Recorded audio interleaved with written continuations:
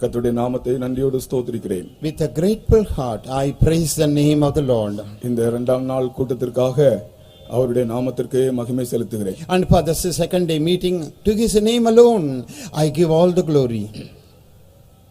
அவரை நாம் தேடி வரும்போது அவர் தம்மை நமக்கு வெளிப்படுத்துகிற தேவன். And when we go in search of the Lord, then he is such a God who will reveal himself to us. நீ அவரை தேடினால் அவர் உனக்கு தென்படுவார். And if you will seek for him, he will appear unto you. நம்முடைய இருதயத்தின் ஆழமான வாஞ்சை என்ன என்பதை அவர் நன்கு அறிந்தவராக நமக்கு உதவி செய்யும்படியாக நம்முடைய மத்தியிலே அவர் வந்திருக்கிறார். He has come in our midst so that he may help us understanding what is the deepest need lying in the depth of our heart.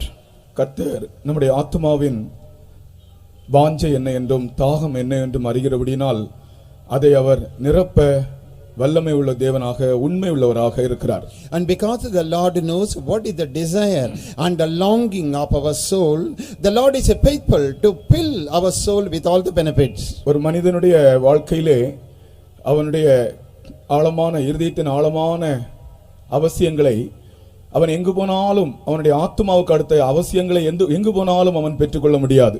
And the deep desires of the heart and the necessities for his soul, wherever he goes, he cannot receive them.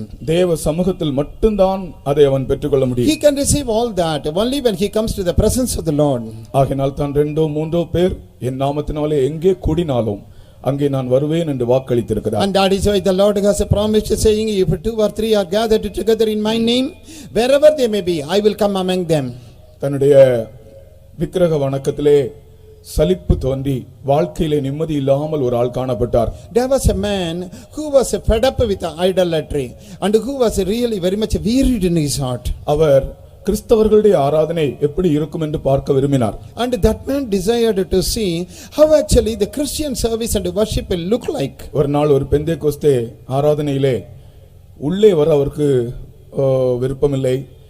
வெளியே நின்று யாருக்கும் தெரியாமல் பார்க்கலாம் என்று அவர் அந்த ஆராதனைக்கு வந்தார். One day the worship was going on in the Pentecostal assembly.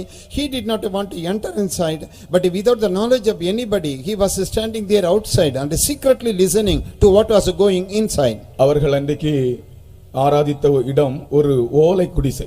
And that place where those people were worshipping Jesus was only a thatched hut. கூரையும் ஓலையினால் செய்யப்பட்டது, 4 பக்கமும் சுற்றி மறைக்கப்பட்டிருந்ததும் ஓலையினாலே. And that roof was full of that thatched shed and also all the sides covered by the coconut frond. இவர் வெளியே நின்று யாருக்கும் தெரியாமல் அந்த ஓலையினுடைய ஓட்டை வழியாக உள்ளே இவர்கள் என்ன ஆராதிக்கிறார்கள் என்ன செய்கிறார்கள் என்று பார்த்து கொண்டே இருந்தார். So this gentleman was standing outside without the knowledge of anybody, secretly looking through a hole in that attached shed as to how these people are worshipping God. இப்பொழுது இங்கே நாம் பண்ணினது போல முதலாவது பாடினார்கள், சந்தோஷப்பட்டார்கள், சாட்சி சொன்னார்கள்.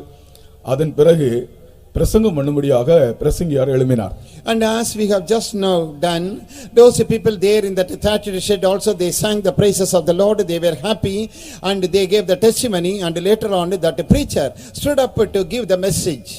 அருமையானவர்களே, அன்றைக்கு அந்த பிரசங்கியார் வாசித்த வசனம் எது தெரியுமா? And beloved people of God, do you know what is that scriptural portion which that man read that day?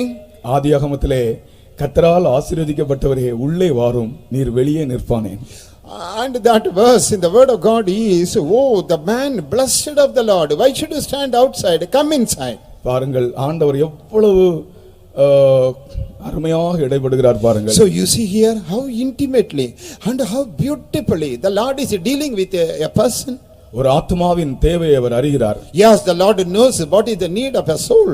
உள்ளே வருவதற்கு பயந்து நிற்பவரையும் அவர் உள்ளே வரும்படி அழைக்கிறார். And he who is afraid to come inside, the Lord is requesting that a person to come inside. அவர் எல்லாவற்றையும் எல்லாவற்றாலும் நிரப்புகிற தேவன். And he is that God who is filling all things with all.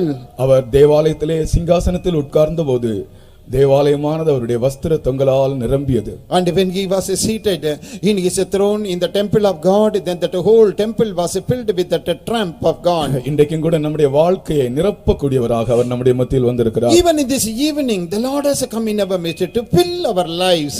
கர்த்தருடைய வசனத்தை வாஞ்சித்து விசுவாசத்தோடு வந்திருக்கிற ஒவ்வொருவரையும் கர்த்தர் ஆசீர்வதிக்கிறார். And everybody who is believing that the word of God and who has come here with a deep desire in the heart, the Lord is going to bless them. இந்த இரண்டாம் நாள் கூட்டத்துக்காக நம்முடைய கரங்களை உயர்த்தி நாம் திரும்பவும் அவரை ஸ்தோத்திரிப்போம். Yes, let us praise God for this second day evening meeting. Let us lift up our hands and praise the Lord. Hallelujah. Amen. We worship thee. We worship thee, Jesus. Hallelujah. We worship thee, Lord. Hallelujah. Hallelujah. Praise the name of the Lord. Praise the name of the Stotram ஆண்டவரே. Stotram ஆண்டவரே. Hallelujah. Stotram ஆண்டவரே. Hallelujah. Stotram. Praise the name of the Lord. Stotram. Praise the name of the Lord. Stotram. We worship you. We worship you. We worship you. Stotram. Stotram.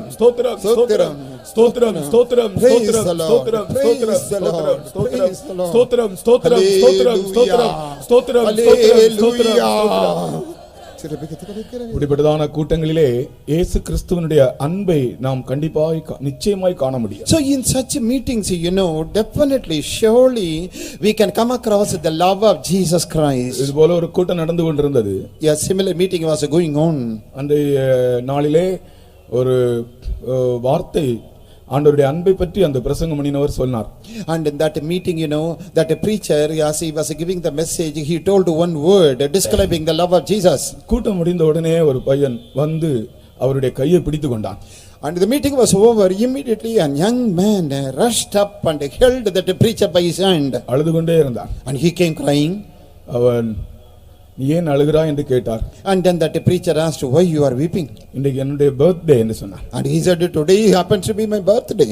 Birthday என்றால் ஏன் அழுகிறாய்? And if it is your birthday, then why should you weep? அவன் சொன்னான், என்னுடைய ஒவ்வொரு பர்த்டேயும் எனக்கு துக்க நாளாகவே இருக்கிறது. And he said, every birthday so far had been a day of sorrow to me.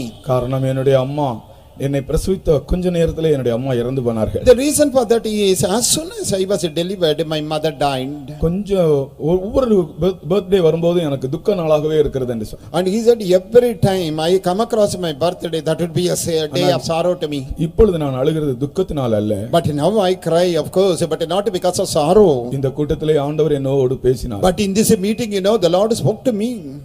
இயேசு நேசிக்கிறார் என்ற வார்த்தை என்னை தொட்டது. Yes, that word, Jesus loves you, touched me. இயேசு நேசிக்கிறார் என்ற வார்த்தையை கேட்ட உடனே நான் இதுவரைக்கும் என்னுடைய இதயத்தில் வைத்திருந்த பாரம் என் இருதயத்தை விட்டு புரண்டு போயிட்டு என்று சொன்னார். And that young man said, the moment I heard that word Jesus loves you, that great burden dwelling in my heart till this day departed from me. இயேசு கிறிஸ்துவினுடைய அன்பு நம்முடைய இதயத்தின் சகல விதமான பாரங்களையும் புரட்டி போடுகிறது அருமையானவர்களே. Yes, beloved people of God, the love of Jesus is able to roll away all the burdens seen in our heart. கர்த்தர் சமூகத்திலே நாம் வந்திருக்கிறோம். We have come to the presence of the Lord. கர்த்தருடைய சமூகம் நம்மை ஆசீர்வதித்து அனுப்பும். Yes, the presence of the Lord will bless us and send us home. கர்த்தருக்கு ஸ்தோத்திரம். Praise the Lord. இந்த நாட்களிலே வெகுமதிகள் என்ற தலைப்பிலே சில சத்தியங்களை நான் உங்களோடு பேச விரும்புகிறேன். So in these evening meetings, I want to talk about some truths under the topic presents or gifts. வேத புத்தகத்திலே சிலர் வெகுமதிகளை கொடுத்த அனுபவங்களை பற்றி எழுதப்பட்டிருக்கிறது. In the word of God, there are certain instances where people gave these presents or gifts one to the other. நேற்றைக்கு சில வெகுமதிகளை பற்றி உங்களுக்கு சொன்னேன். Last meeting I told you about some of the gifts. இது வெறும் ஒரு சரித்திரம் அல்ல. This is not a mere historical fact. இது ஒவ்வொன்றும் சத்தியத்தை வெளிப்படுத்துகிற சில சம்பவங்களாக காணப்படுகின்றன. But actually every one of these gifts reveals some of the scriptural truths. ஒவ்வொரு சந்தர்ப்பத்திலும் ஒவ்வொருவர் கொடுத்த வெகுமதி அதற்கு பின்னே சில சத்தியங்களை நமக்கு வெளிப்படுத்துகிறது. So at each and every situation what present they gave, and behind that there is a truth hidden. நேற்று ரெண்டு வெகுமதிகளை பற்றி நான் உங்களுக்கு சொன்னேன். Last evening I told you about two gifts. முதலாவது யாக்கோபு ஏசாவுக்கு கொடுத்த வெகுமதி. And the first thing is what Jacob gave as a present to Esau. யாக்கோபு ஏசாவுக்கு கொடுத்த வெகுமதி ஒப்புரவாகுதலின் வெகுமதியாக இருந்தது. And that present which this Jacob gave to Esau was actually the gift for reconciliation. யாக்கோபும் ஏசாவும் சொந்த சகோதரர்களாக இருந்தாலும் வாழ்க்கையிலே அவர்கள் எத்தனையோ ஆண்டுகள் பகையின் நிமித்தமாக அமைதி இல்லாத வாழ்க்கை செய்து கொண்டிருந்தார். Even though this Jacob and Esau were brothers, for so many years they were having this type of hatred and enmity in their heart. They had no rest at all. அவர்கள் ஆசீர்வதிக்கப்பட்டிருந்தாலும் கூட அவர்களுடைய இருதயத்தில் பகையின் நிமித்தமாக அமைதியற்ற ஒரு வாழ்க்கை செய்தார்கள். They were blessed of course, but because of that enmity harbored in the heart, they did not have any peace at all. யாக்கோபு ஒரு நாள் தனித்து ஜெபிக்கிறான். And Jacob one day he was praying all alone. தனித்து ஜெபிக்கிற அனுபவம் யாருக்கு இருக்கிறதோ அவர்களுடைய வாழ்க்கையின் பிரச்சனைகளுக்குரிய தகுந்த ஆலோசனையை கர்த்தர் கொடுப்பார். And whosoever is having this practice of praying alone, to them God will give the appropriate counsel and advice for that situation. அப்படிதான் யாக்கோபு அந்த நேரத்திலே அந்த நாளிலே செய்தான். That is what Jacob did on that day. தன்னுடைய மனைவி, பிள்ளைகள், தன்னுடைய வேலைக்காரர்கள் எல்லாரையும் ஆற்றுக்கு அந்த கரையிலே போக பண்ணி இவன் பிந்தி தனித்திருந்து ஜெபித்தான். And he caused his wives, his children and his servants to pass over that brook, and then he stayed behind and prayed alone. அதன் பிறகு இவனுக்கு கிடைத்த ஒரு வெளிப்படுத்தல் தான் அந்த ஏசாவுக்கு வெகுமதியை கொடுத்து முன்னே அனுப்புவது. After that only he had this revelation, you just send a present before you and then you meet Esau. அது பகையை மாற்றுகிற ஒரு வெகுமதியாய் மாறிற்று. And that present was changed as something which would take away that hatred and enmity. மனிதர்கள் நமக்கு தீமை செய்யும்போது நம்முடைய இருதயத்தில் பகை உண்டாவது இயல்பு. And it is quite natural that when other people are doing harm and hurt to us, we hate them. நாம் எந்த தவறும் செய்யாமல் நமக்கு விரோதமாக தீங்கிழைக்கும் போது நம்முடைய இருதயத்திலே அவர்களை குறித்துள்ள ஒரு பகை எண்ணம் உண்டாவது அது இயல்பு. It is quite natural that when other people are doing harm to us, though we have not done anything bad to them, we have certain type of hatred towards them. ஆனால் நம்முடைய இருதயத்தில் இருக்கிற பகையை மாற்றும்படி கர்த்தராகிய இயேசு கிறிஸ்துவின் அன்பு நம்முடைய இருதயத்தில் அவர் சொரிந்தார். But yet the Lord Jesus has poured his divine love into our heart so that enmity and that hatred may be removed from our heart. இதை நேற்று நாம் படித்தோம். Yesterday we saw this. இரண்டாவது பாபிலோன் ராஜா எசேக்கியா ராஜாவுக்கு ஒரு வெகுமதி கொடுத்தான். And secondly we saw that the king of Babylon gave to Hezekiah the king a present. அதாவது எசேக்கியா ராஜாவுடைய வாழ்க்கையில் ஒரு அற்புதம் நடந்தது. In other words, one miracle took place in the life of Hezekiah. மரணத்துக்கு ஏதுவான வியாதிப்பட்ட எசேக்கியா ராஜா, And this king Hezekiah who was at the verge of death, அவனும் ஆண்டவரை நோக்கி தனித்து அழுது ஜெபித்தான். and he also was there all alone. He wept, he cried and prayed to God. பாருங்கள், ஆண்டவரிடத்தில் தனியே அழுது ஜெபிக்கிற ஜெபம் எப்படி கிரியை செய்கிறது So பாருங்கள். you see that prayer intensity, how alone he is praying and then crying to the Lord, how it works. இப்பொழுதுதான் நீ பிழைக்க மாட்டாய் என்று சொன்ன ஆண்டவர், And just now the Lord said, you will not live. ஜெபம் தேவனையே அசைக்கிறது. But you see, this prayer is shaking God himself. அவர் திரும்பி வந்து சொல்கிறான், உன் விண்ணப்பத்தை கேட்டேன், உன் கண்ணீரை கண்டேன். And he came back and said, I heard your supplication, I saw your tears. உன்னை குணமாக்குகிறேன், I am healing you. உனக்கு 15 வருடங்கள் கூட்டி தருகிறேன். And I am extending 15 years to your lifespan. கர்த்தருக்கு ஸ்தோத்திரம். Praise the Lord. நாம் அழுது ஜெபிப்போம் என்றால் அந்த ஜெபம் ஆண்டவரையே அசைக்கும். And if only we cry and pray to the Lord, that type of a prayer will move God. அற்புதம் நடந்தது. And a miracle took place. இந்த அற்புதத்தை அறியும்படியாக வெகுமதிகளோடு ஆட்கள் அனுப்பப்பட்டார்கள் பாபிலோனிலிருந்து. Having known this miracle, then the Babylonians were sent to meet Hezekiah with a presents. ஆனால் எசேக்கியாவோ நன்றி இல்லாத இருதயமுடையவனாய் மாறிவிட்டான். But you see, this man Hezekiah did not have a grateful heart. மனிதனுடைய இருதயம் எப்படி திருக்குள்ளது பாருங்கள். And see how desperately wicked is a man's heart. எவ்வளவு வஞ்சனை நிறைந்தது பாருங்கள். See how deceitful is a man's heart. சற்று நேரத்துக்கு முன்பாக அழுததான இருதயம் இப்பொழுது அழ முடியாதபடி நன்றி இல்லாத இருதயமாய் அவனுக்கு ஆண்டவர் செய்த நன்மையையும் வந்தவர்களிடம் கூறாத ஒரு மனிதனாய் மாறிவிட்டான். See that man who prayed just a little while ago, that heart is no more prepared to cry unto the Lord. It lost all its thankfulness. It forgot to tell the good thing the Lord had done to him.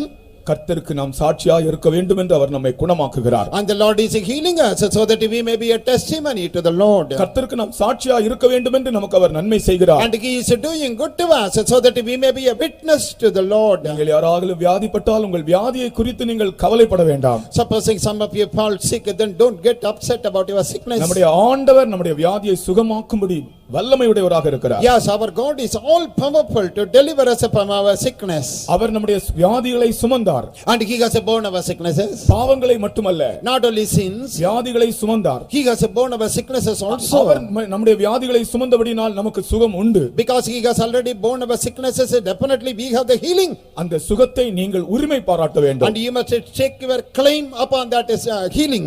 வியாதியை சுகமாக்குவதை பற்றி எழுதப்பட்டிருக்கிற வாக்குத்தத்தங்கள் எல்லாவற்றையும் சொல்லி நீங்கள் துதிக்க வேண்டும். And you must speak out those promises representing the healing, and you must start praising God. நிச்சயமாய் கர்த்தர் உங்களை குணமாக்குகிறார். Certainly the Lord will heal you. இதை குறித்து நேற்று நாம் படித்தோம். And regarding this we learned yesterday. இன்று சேபாவின் ராஜஸ்திரீ சாலமோனுக்கு கொடுத்த வெகுமதியை பற்றி சில காரியங்கள் சொல்ல விரும்புகிறேன். And this evening I would like to tell you some points regarding that gift or the present which the queen of Sheba gave to Solomon the king. 1 ராஜாக்கள் 10ஆம் அதிகாரம் 10ஆம் வசனத்தை வாசிப்போம். 1 Kings 10:10. அவள் ராஜாவுக்கு 120 தாலந்து பொன்னையும் மிகுதியான கந்தவர்க்கங்களையும் ரத்தினங்களையும் கொடுத்தாள். சேபாவின் ராஜஸ்திரீ ராஜாவாகி சாலமோனுக்கு கொடுத்த அவ்வளவு கந்தவர்க்கங்கள் பிற்பாடு ஒரு காலம் வரவில்லை. And she gave the king 120 talents of gold and of spices very great store and precious stones. There came no more such abundance of spices as these which the queen of Sheba gave to King Solomon. கர்த்தருக்கு ஸ்தோத்திரம். Praise the Lord. அவள் ராஜாவுக்கு Solomon ராஜாவுக்கு வெகுமதிகளை கொண்டு வந்தாள். And she gave that she brought gifts to the king Solomon. தென் தேசத்து ராஜஸ்திரீ பூமியின் எல்லைகளில் நின்று சாலமோனுடைய ஞானத்தை கேட்கும்படி வந்தாள். And this queen of that south, to hear that wisdom of Solomon, she came to that man. அதை மத்தேயு 12ஆம் அதிகாரம் 42ஆம் வசனத்திலே திரும்ப படிக்கலாம். In Matthew's Gospel 12th chapter verse 42 we can read that. தென் தேசத்து ராஜஸ்திரீ பூமியின் எல்லைகளிலிருந்து சாலமோனுடைய ஞானத்தை கேட்க வந்தாள். And she came to hear the wisdom of Solomon. She came from the uttermost part of the earth. இந்த வெகுமதி சாலமோனின் ஞானத்தை கேட்கும்படி கொடுக்கப்பட்ட வெகுமதி. And this gift was something which was given to Solomon so that she may hear the wisdom of Solomon. இதே வெகுமதியை பற்றி சேபாவில் இருந்து அவருக்கு காணிக்கை கொண்டு வரப்படும் என்று காணிக்கை என்றும் எழுதப்பட்டிருக்கிறது. And this same present will be is also called as the gift given from Sheba. 72ஆம் சங்கீதம் 10ஆம் வசனத்தை நாம் வாசிக்கும்போது Psalm 72 verse 10. அது காணிக்கை என்றும் ஒரு வார்த்தை அதை பற்றி சொல்லப்பட்டிருக்கிறது. And this is also called as a gift. தசீசின் ராஜாக்களும் தீவுகளின் ராஜாக்களும் காணிக்கைகளை கொண்டு வருவார்கள். ஷேபாவிலும் சேபாவிலும் உள்ள ராஜாக்கள் வெகுமானங்களை கொண்டு வருவார்கள். வெகுமதிகளை கொண்டு வருவார்கள். அந்த வெகுமதி காணிக்கை என்றும் சொல்லப்பட்டிருக்கிறது. And they will be bringing the presents. These presents are also called as the gifts. அப்படி என்றால் சாலமோனுடைய ஞானத்தை அறியும்படியாக வெகுமதிகள் கொடுக்கப்பட்டது என்றால், காணிக்கைகள் கொடுக்கப்பட்டது என்றால், இந்த நாட்களிலே சாலமோனிலும் பெரியவர் ஆகிய இயேசுவின் ஞானத்தை அறியும்படியாக ஒரு மனிதன் தன்னையே காணிக்கையாக செலுத்த வேண்டும். So if these presents and gifts had been offered to this Solomon to understand his wisdom in those days, that means in these days we have to give our own self to understand the wisdom of Jesus. அந்த நாட்களிலே உலகத்தில் இருந்த அனைத்து ராஜாக்களை பார்க்கிலும் Solomon ஞானமுடையவனாக இருந்தார். In those days, above all the kings of that world, this Solomon was the wisest king. உலகத்தின் அனைத்து ராஜாக்களும் சாலமோனின் ஞானத்தை கேட்க வாஞ்சித்தார்கள். All the kings of that world, they wanted to hear that wisdom of Solomon. அவர்கள் வெகுமதிகளையும் காணிக்கைகளையும் கொண்டு வந்தார்கள். And they brought the presents and the gifts. இந்த ஞானம் தேவனால் கொடுக்கப்பட்ட ஞானம்தான். And this wisdom was after all given by God to that man. ஆனால் சாலமோனுடைய ஞானத்தை கேட்ட எவருமே தங்கள் வாழ்க்கையில் மனம் மாறினதாகவோ பாவத்தினின்று விடுதலை அடைந்ததாகவோ எழுதப்படவில்லை. But it is not written that there was not even a single soul that had been delivered from sin, or anybody who got converted from his bad way after hearing the wisdom of Solomon. சாலமோனுடைய ஞானத்தை கேட்டவர்கள் யாருமே தங்கள் பாவத்தினின்று விடுதலை அடைந்து திரும்பி போனதாக எழுதப்படவில்லை. It is not written that all those people who heard that wisdom of Solomon, they got deliverance from sin and returned. ஆகையால் தான் நம்முடைய இயேசு சாலமோனிலும் பெரியவர். And that is why our Jesus is greater than Solomon. மூன்று அல்லேலூயா சொல்வோமாக. அல்லேலூயா அல்லேலூயா அல்லேலூயா. நீங்க சத்தமாய் அல்லேலூயா சொன்னா இதை விட ஆர்ப்பரிப்பாக இருக்கும். And if you can shout and say hallelujah, that voice will be very high. அல்லேலூயா சொல்லும்போதும் ஸ்தோத்திரம் சொல்லும்போதும் முழு பலத்தோடு சொல்ல வேண்டும். And when you are saying hallelujah and praise the Lord, use all your energy and strength. Pastor Lazarus அவர்கள் சொல்வார்கள், நாம் ஸ்தோத்திரம் சொல்வதும் அல்லேலூயா சொல்வதும் சாத்தானுக்கு விரோதமாய் நாம் போடுகிற குண்டு என்று சொல்வார், அணுகுண்டு. And Pastor Lazarus used to say that when we say praise the Lord, when we shout hallelujah, that is that atom bomb which we are casting against the devil. நம்முடைய இயேசு சாலமோனிலும் பெரியவர் என்ற விசுவாசத்தோடு மூன்று அல்லேலூயா சொல்லுவோமாக.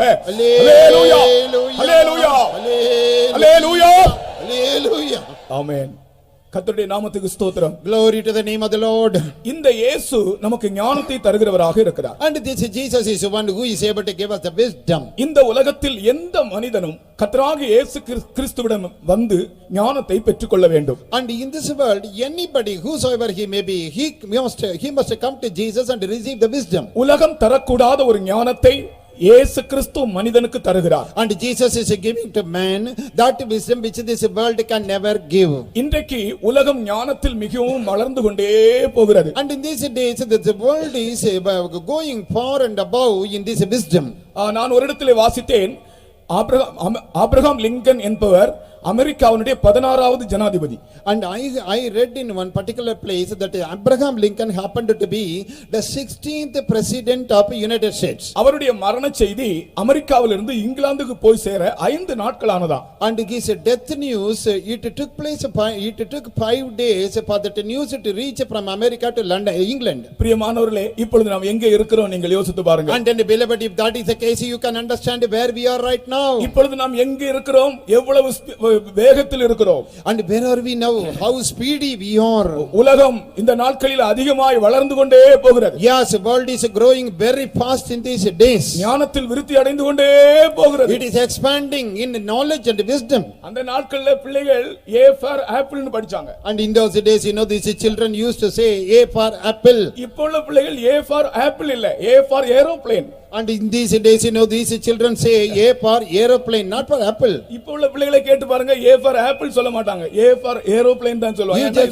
அறிவு வளர்ந்தாச்சு. You just ask these little children, they want to say apple, but they will say A for aeroplane because the knowledge had exploded. நான் பள்ளிக்கூடத்தில் படிக்கும்போது ஒரு புத்தி உள்ள காகத்தை பற்றி படித்தேன். In my school days, I was learning about a wise crow. நீங்களும் கூட படித்திருப்பீர்கள். You also would have read that story. ஒரு புத்தி உள்ள காகம் அந்த காகத்துக்கு தண்ணீர் குடிக்க வைக்குது. தாகமாய் வந்து that crow was very wise, it was very thirsty. தாகமா இருந்த காகம் ஒரு பாத்திரத்திலே தண்ணீர் கண்டுபிடித்தது. And this crow, thirsty crow, it found at last some water in a pot. எட்டி பார்த்தது, அது தண்ணீர் கிடைக்கவில்லை. It peeped inside, but it couldn't reach at the bottom to drink the water. உடனே அது ரொம்ப புத்தியுள்ள காகமா இருந்தபடினால, and that crow was very wise. அது போய் ஒவ்வொரு கல்லா சின்ன கல்லை கொண்டு வந்து அந்த பானையில போட்டது, தண்ணீர் மேலே வந்தது, காகம் குடித்தது என்று புத்தியுள்ள காகத்தை பற்றி நம்ம எல்லாம் படித்திருக்கோம். And we know that this wise crow went here and there, picked up small smooth stones and then dropped them in the pot. The water level rose up and it began to drink the water. ஆனால் இப்போ உள்ள காகம் அதை விட ரொம்ப புத்திசாலி காகங்களா. But I want to tell you that this present crow is wiser than that wise crow. இப்ப லேட்டஸ்டா நான் என்ன படிச்சேன்னா, what I read latest? இப்போ உள்ள காகம் ஒவ்வொரு கல்லா கொண்டு வந்து போடுறதுக்கு அதுக்கு டைம் இல்லையா, அது எங்கேயோ போய் ஒரு ஸ்ட்ரா எடுத்துட்டு வந்து And this present crow doesn't have that much time to bring one stone after the other stone and to put it into the pot. It just takes a straw and then sucks the water out. உலகம் அந்த அளவு ஞானத்தில் வளர்ந்து கொண்டு போகிறது என்பதற்கு ஒரு உதாரணம் இது. And this is one example to show that this world is expanding and exploding in that knowledge. ஆனால் உலகம் அறிவில் வளர்ந்து போனாலும், even though this world is progressing in knowledge, ஒரு மனிதனுக்கு இயேசுவிடமிருந்து கிடைக்கிற ஆவிக்குரிய அறிவு இல்லாவிட்டால், and supposing a man doesn't have the spiritual knowledge which he can receive only from Jesus Christ, இந்த அறிவில்லாத மனிதன் கனம் பொருந்தினவனாக இருந்தாலும் அவன் மிருகத்துக்கு சமமாய் இருக்கிறான். And this man without that knowledge and wisdom, even though he is wise, he is comparable to a beast that will perish. ஆகையால் தான் இந்த ஞானத்தை இந்த உலகத்திற்கு கொடுக்கும்படியாக அவரே நமக்கு ஞானமும் நீதியும் பரிசுத்தமும் மீட்புமாய் இந்த உலகத்துக்கு வந்தார். So that Jesus may give this same wisdom to this world.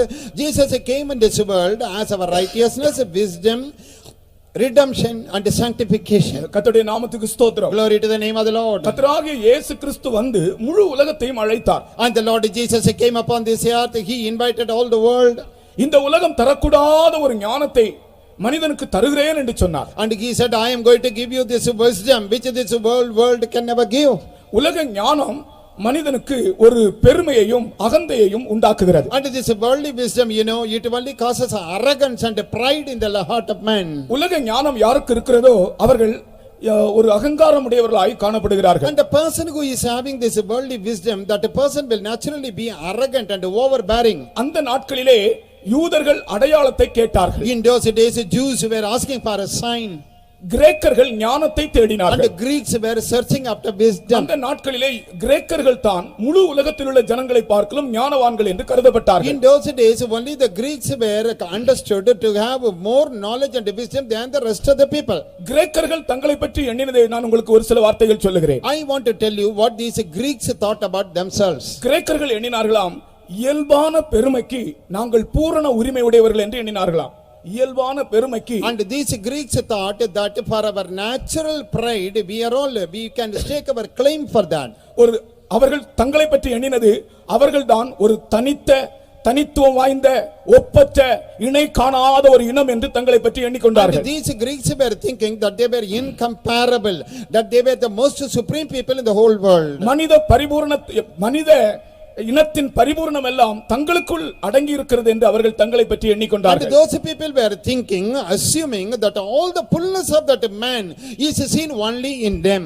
மனிதன் மனுக்குலம் முழுவதும் இனிதான் தங்கள் நிலைமைக்கு பரிணமித்து வளர வேண்டும் என்று கிரேக்கர்கள் சொன்னார்களாம். And the Greeks said that the whole rest of the humankind must grow and reach their level of perfection. அந்த நாட்களிலே பிலிப்பில் இருந்த விசுவாசிகள் கிரேக்கர்கள்.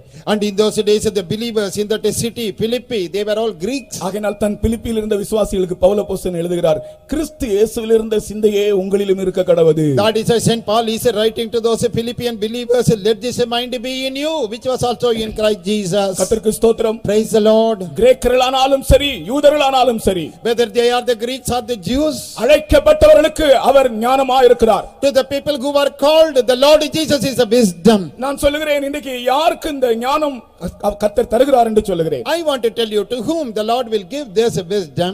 யூதர்கள் அடையாளத்தை கேட்கிறார்கள். Jews are asking for the sign. கிரேக்கர்கள் ஞானத்தை And தேடுகிறார்கள். the Greeks are seeking after the ஆனால் wisdom. யூதரா இருந்தாலும் கிரேக்கர்களா இருந்தாலும், Whether they are Greeks, the Jews or Greeks, யார் அழைக்கப்பட்டார்களோ அவர்களுக்கு கிறிஸ்து தேவ பலனும் தேவ ஞானமுமாய் இருக்கிறார். and to them that are called, Christ Jesus is the wisdom of God and the strength of God. முதலாம் கொரிந்தியர் முதலாம் அதிகாரம் 24ஆம் வசனம் தெளிவாய் நம்மோடு பேசுகிறார். 1 Corinthians 1st chapter verse 24 speaks very clearly on this. அழைக்கப்பட்டவர்களுக்கு அவர் ஞானத்தை தருகிறார். And to the people called by God, he gives that wisdom. அல்லது அழைப்புக்கு கீழ்ப்படிந்தவர்களுக்கு இந்த ஞானம் வெளிப்படுகிறது. In other words, people who obeyed, to them that wisdom is manifested. என்னை கேட்டுக்கொண்டிருக்கிற அருமையான சகோதரனே சகோதரியே, இந்த உலகத்தில் நீ ஒரு ஆவிக்குரிய ஜீவியம் செய்ய, ஆண்டவருக்கு பிரியமான ஒரு வாழ்க்கை செய்ய, இந்த ஞானம் உனக்கு இன்றியமையாதது என்பதை சொல்லும்படியாகத்தான் இதை நான் சொல்லுகிறேன். I want to tell you this to you, beloved brother and beloved sister, as you are hearing what I am telling,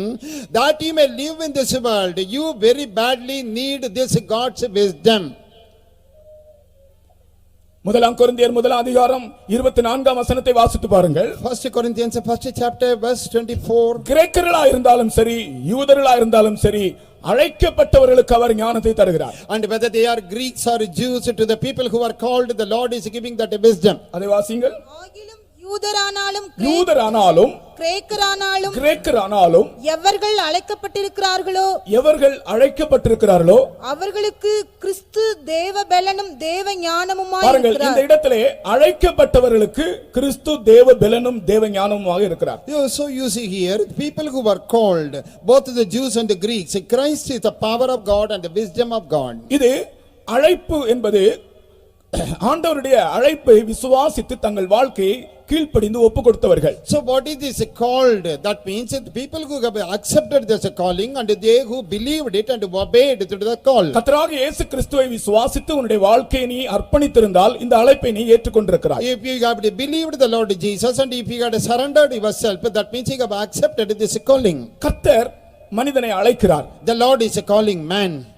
பட்சபாதம் இல்லாத தேவன் மனிதனை அழைக்கிறார். God without a partiality is calling man. விசுவாசத்தோடு தன் வாழ்க்கையை யார் அர்ப்பணிக்கிறார்களோ அவர்கள்தான் அந்த அழைப்புக்கு பாத்திரவான்கள். And the people who have faith and who are surrendering to God, they are worthy of that calling. அவர்களுக்கு தான் இந்த ஞானம் வெளிப்படும். And to them only this wisdom is revealed. நானும் என்னுடைய வாழ்க்கையிலே கிறிஸ்தவனாக இருந்தேன், ஆனால் அழைப்பு என்றால் என்ன என்று எனக்கு தெரியாமல் இருந்தேன். I also previously was a Christian in my life, but I never knew what is the calling of God. எனக்கு ஞானஸ்நானம் என்றால் என்ன என்று தெரியாது. I didn't know what is the water baptism. அபிஷேகம் என்றால் என்ன என்று தெரியாது. I never knew what is anointing.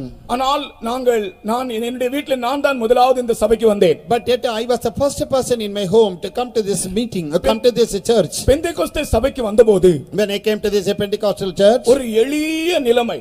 it was a very poor condition. முதலாக நான் ஆராதித்த பெந்தேகோஸ்தே அந்த பெந்தேகோஸ்தே விசுவாச வீடு வெறும் ஒரு ஓலை குடிசை.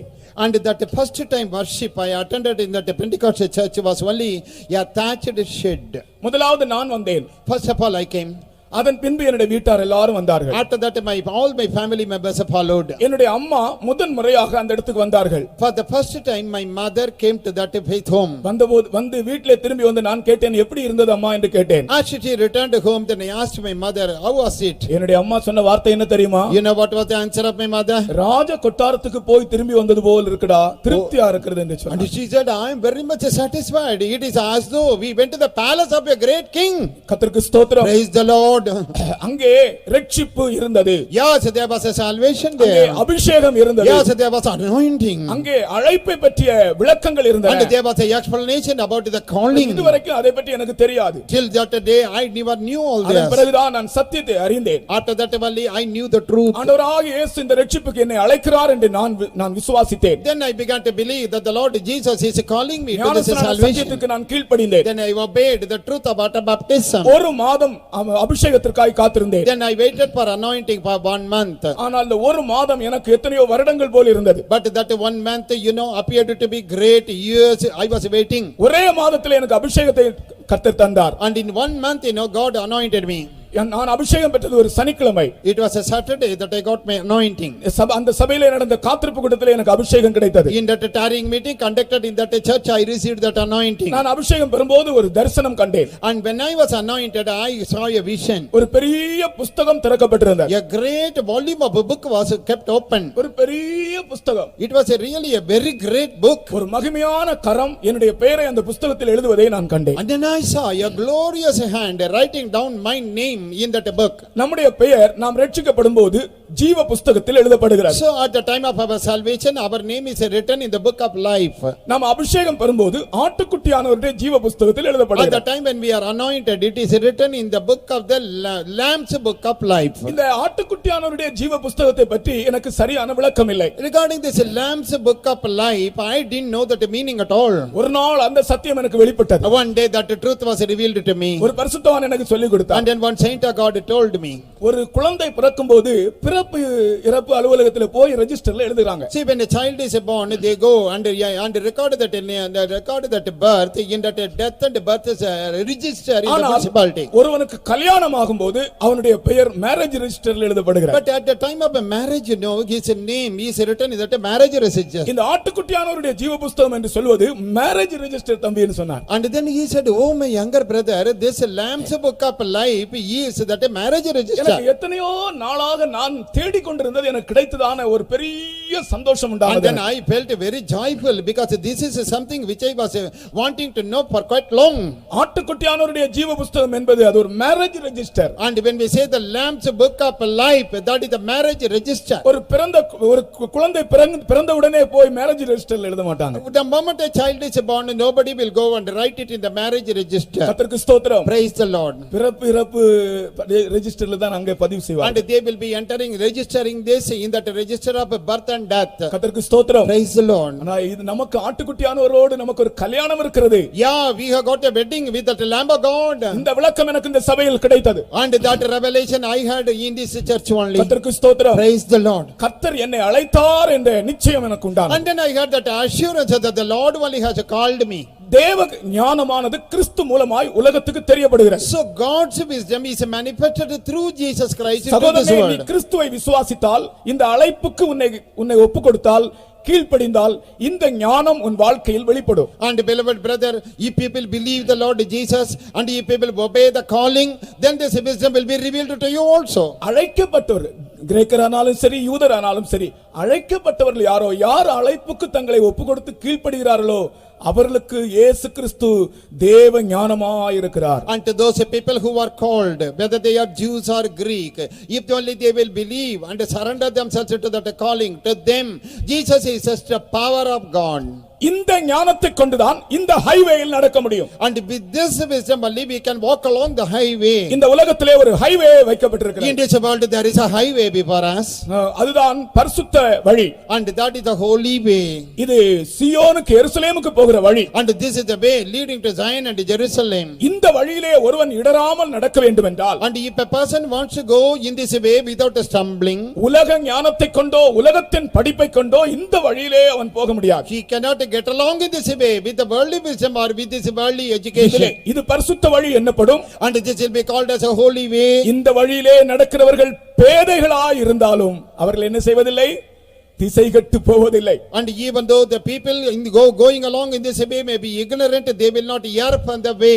இந்த வார்த்தை ஒரு அடக்க ஆராதனையில் தான் முதன் முறை நான் கேட்டேன். And this verse, I heard for the first time in a burial service. ஒரு படிப்பறிவில்லாத ஒரு ஆள் மரித்து போனார். And a person uneducated, he died. ஆனால் ஒரு நல்ல கிறிஸ்தவர், But he was a very good Christian. அவரை அடக்கம் பண்ணும்போது அந்த அடக்கம் பண்ணின போதகர் சொன்ன வார்த்தை, And at the time of his burial, that a preacher, he was using this scripture verse. இந்த பாதையில் நடக்கிறவர்கள் பேதைகளாய் இருந்தாலும் திசை கெட்டு போவதில்லை. And the people who are walking along in this way, even though they are foolish and ignorant, they will not err from the way. காரணம், இவர்களுக்கு தேவ ஞானம் கிடைக்கிறது. Because these people receive the wisdom of God. பள்ளிக்கூட படிப்பை வைத்து இந்த பாதையிலே நீ போக முடியாத அருமையான சகோதரனே. And beloved brother, with your school education, you cannot get along in this way.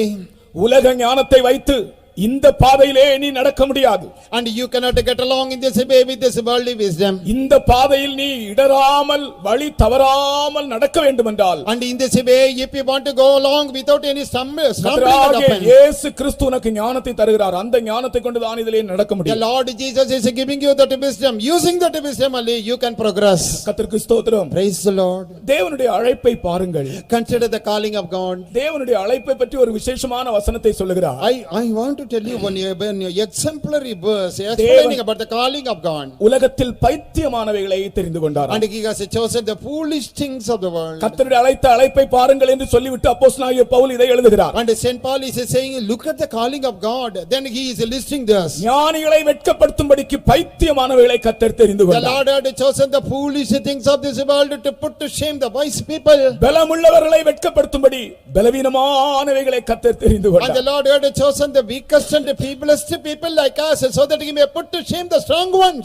இழிவானவைகளை கர்த்தர் தெரிந்து And கொண்டார். the Lord had chosen the vilest and the basest things. கர்த்தருடைய அழைப்பை பாருங்கள் என்று சொல்லிவிட்டு கீழே எழுதுகிறார். And Saint Paul says, consider the calling of God, and he is listing all this down below. தேவன் அழைத்த அழைப்பை பாருங்கள். Consider the calling of the Lord, உலகத்தின் ஞானிகளை வெட்கப்படுத்தும்படி that he may make the wise people of this world as fools. தேவன் பைத்தியக்காரரை தெரிந்து The கொண்டார். Lord had chosen the foolish people of this world, பலமுள்ளவர்களை வெட்கப்படுத்தும்படி that he may put to shame the strong people. பலவீனமானவைகளை தெரிந்து He கொண்டார். has chosen the weak things of this world. இழிவானவைகளை தெரிந்து He கொண்டார். has chosen the base and the vile things of this world. 1 கொரிந்தியர் 1:27 வசனத்தில் தயவு செய்து வாசித்து 1 பாருங்கள். Corinthians 1:27, please read. ஞானிகளை வெட்கப்படுத்தும்படி தேவன் உலகத்தில் பைத்தியமானவைகளை தெரிந்து கொண்டார். பலமுள்ளவைகளை வெட்கப்படுத்தும்படி தேவன் உலகத்தில் பலவீனமானவைகளை தெரிந்து கொண்டார். உள்ளவைகளை அவமாக்கும்படி உலகத்தின் இழிவானவைகளையும் அற்பமாய் எண்ணப்பட்டவைகளையுமே இல்லாதவைகளையும் தேவன் தெரிந்து கொண்டார். எப்படியெனில் சகோதரரே, நீங்கள் அழைக்கப்பட்ட அழைப்பை பாருங்கள். போதும், சரி, இங்கிலீஷ்ல வாசிங்க. For ye see your calling, brethren, how that not many wise men after the flesh, not many mighty, not many noble are called. தேவன் அழைத்த அழைப்பை For பாருங்கள். you see your calling, brethren. சாதாரணமாக ஒரு ஸ்தாபனத்தில் ஆட்களை தெரிந்து கொள்ளும்போது யாராலும் அறிவில்லாதவர்களையோ பலவீனமானவர்களையோ இழிவானவர்களையோ தெரிந்து கொள்வார்களா? And normally speaking in this world, if an establishment or an office is recruiting people, will they just recruit the people who are foolish, who are weak, and who are base things in the world? கர்த்தருடைய அந்த selection எப்படி இருக்கு பாருங்க. And look at the way the Lord is selecting the people. ஒரு சகோதரன், நம்முடைய விசுவாசி சகோதரன் ஒரு ஆள் சாட்சி சொன்னார். And one of our believer brother, he testified. அவர் ஏர்ஃபோர்ஸ்ல ஒரு இன்டர்வியூக்காக போனார். And he went to the airport to attend an interview. ஆபீசருக்காக. He was for the officer post. அப்ப அங்க போனபோது அவரை உட்கார சொன்னாங்களா, அவங்கள வந்திருந்தவங்கள அந்த நாற்காலியில உட்கார சொன்னாங்களா. And those people who were to attend the interview, they were asked to be seated in the chairs. அந்த இன்டர்வியூ பண்ணதான அந்த ஆபீசர் அப்படியே அவர்கள் முன்னால் அப்படி நடந்து வந்தார். And that officer who is to interview these people, he was just walking in front of them. அப்போ இவர் நம்முடைய விசுவாசி இடத்துல சொல்லிட்டாரா, நீ போகலாம், நீ செலக்ஷன் ஆகல, உனக்கு ஆபீசர் லைக் குவாலிட்டி இல்ல, OLQ இல்லன்னு சொல்லிட்டாங்களா. And then that man said to our believer, see, you do not have that qualification to become an officer, then you better leave. பாருங்கள், அவர் அந்த நாற்காலியிலே உட்கார்ந்திருந்ததான விதம் பார்த்தபோதே அவர் ஒரு ஆபீசர் லைக் குவாலிட்டி இல்லை என்று தள்ளப்பட்டார். And you see here the way he was seated in that chair, that the interviewer judged that he is unfit for the post of officer. ஞாயிற்றுக்கிழமைக்கு இவர் வந்து சாட்சி சொல்லும்போது அழுது கொண்டே சாட்சி சொன்னார். So he came to that Sunday morning service, he was testifying, he testified crying. நான் இப்படி இன்டர்வியூக்கு போயிருந்தேன், ஆனால் இப்போ நீ அந்த ஆபீசர் லைக் குவாலிட்டி உனக்கு இல்லை, OLQ இல்லை, உனக்கு இந்த இன்டர்வியூல நீ செலக்ட் ஆகவில்லை என்று என்னை தள்ளிவிட்டார்கள். இப்படிப்பட்ட ஒரு இன்டர்வியூ ஆண்டவர் எனக்கு வைத்திருந்தால் நான் ரட்சிக்கப்பட்டிருக்கவே மாட்டேன் என்று சொன்னார். And then you see, and that person weeping, he testified, I went to attend that interview, and then I was found unworthy. You do not have officer like quality, that is why I was rejected. If God had conducted a similar interview, I would never have been saved. கர்த்தருடைய selection என்பது, And what is that selection by God? அது ஒரு தேவ ஞானம், சர்வ வல்லமையை சார்ந்ததாக இருக்கிறது. And that is the wisdom of God, that is entirely depending upon the almighty power of the Lord. தேவனுடைய அனந்த ஞானத்தை சம்பந்தப்பட்ட ஒரு And that காரியம். is something to do with the manifold wisdom of God. ஆகையால் தான் கர்த்தர் என்ன செய்தார்? And you know what the Lord did? அறிவாளிகளை வெட்கப்படுத்தும்படி, ஞானிகளை வெட்கப்படுத்தும்படி, That he may put to silence the wise people. தேவன் பைத்தியமானவர்களை தெரிந்து கொள்கிறார். And God is choosing the foolish people of this world. பலவீனமானவர்களை தெரிந்து கொள்கிறார். He is choosing the weak people of the world. இழிவானவைகளை தெரிந்து கொள்கிறார். Things which are base and despicable. கர்த்தருக்கு ஸ்தோத்திரம். Praise the Lord. இதுதான் தேவனுடைய அழைப்பு. And this is the calling of God. கர்த்தர் மனுஷனை பார்த்து, மனுஷனுடைய முகரூபத்தை பார்த்து அவனை அழைப்பதில்லை. And God never looks at the face of a man to call him.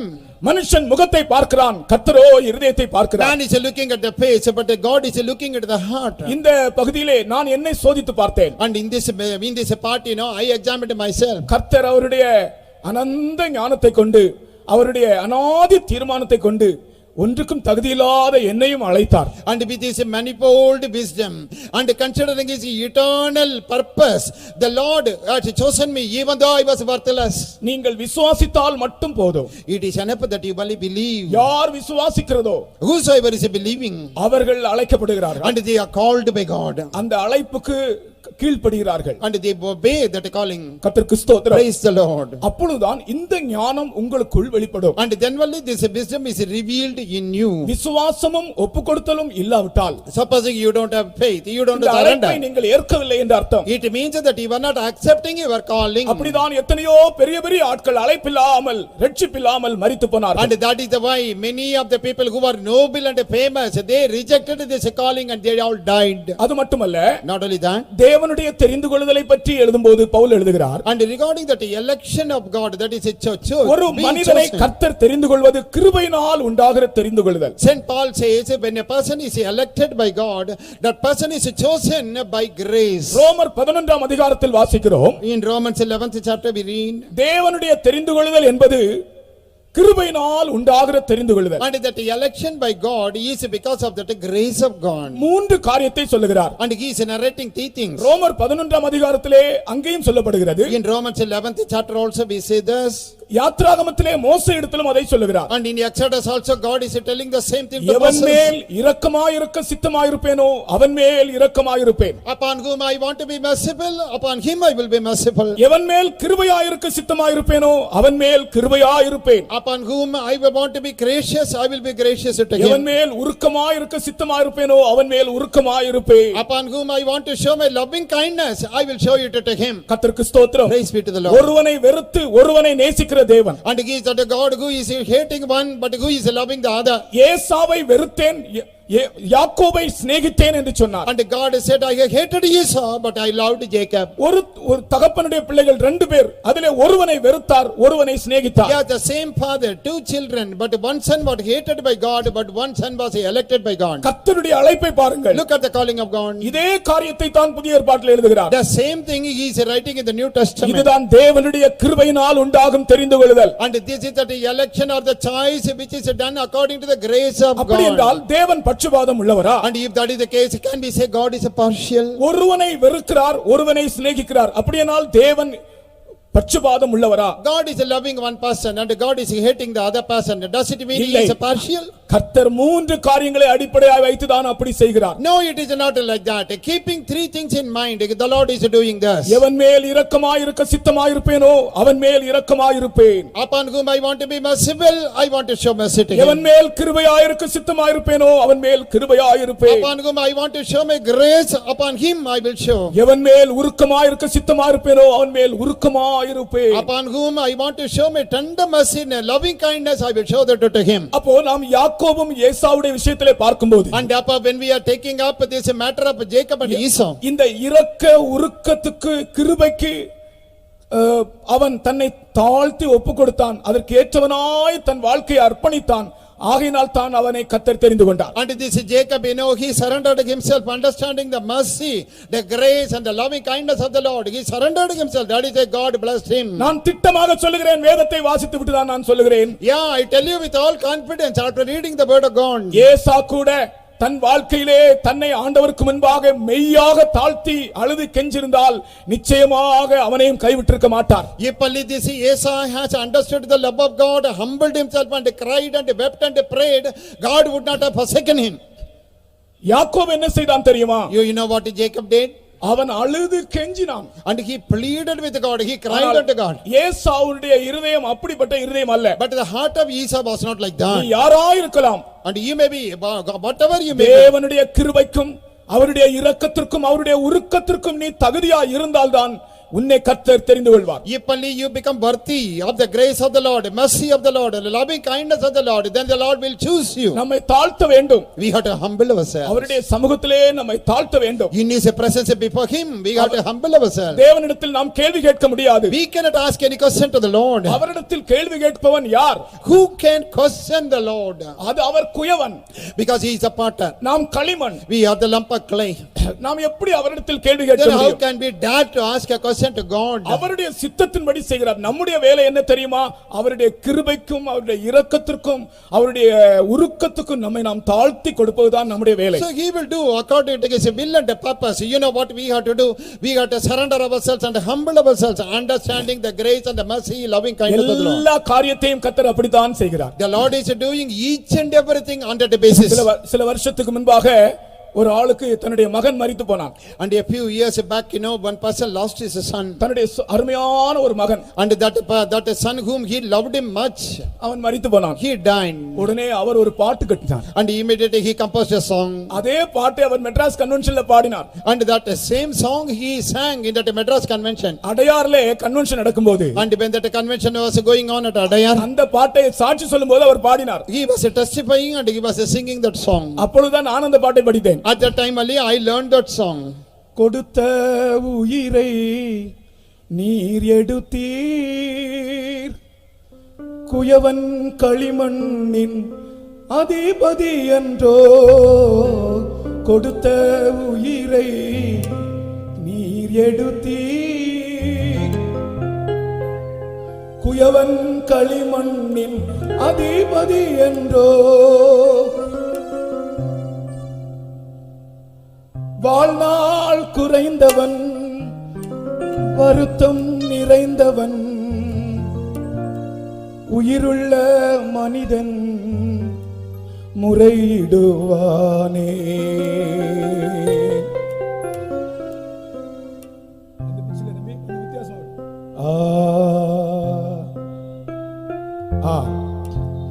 ஏனென்று கேட்கவோர் உரிமை இல்லையே,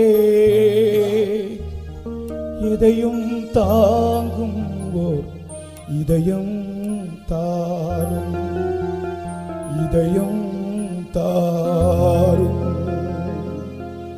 கொடுத்த உயிரை நீர் எடுத்தீர், குயவன் களிமண்ணின் அதிபதி என்றோ. கொடுத்த உயிரை நீர் எடுத்தீர், குயவன் களிமண்ணின் அதிபதி என்றோ. வாழ்நாள் குறைந்தவன், வருத்தம் நிறைந்தவன், உயிருள்ள மனிதன் முறையிடுவானே, முறையிடுவானே. ஏனென்று கேட்கவோ உரிமை இல்லையே, எதையும் தாங்குங்கோ இதையும் தாரும், இதையும் தாரும். சோதித்த பின் சுத்த பொன்னாக்கிடும், வேதத்தின் விளக்கத்தை அறிய செய்தீர். சோதித்த பின் சுத்த பொன்னாயிடும், வேதத்தின் விளக்கத்தை அறிய செய்தீர். மண்ணில் பிறந்தவன் மண்ணுக்கே திரும்புவான், மனிதனை சோதிக்க எம்மாத்திரம் அவன் எம்மாத்திரம்.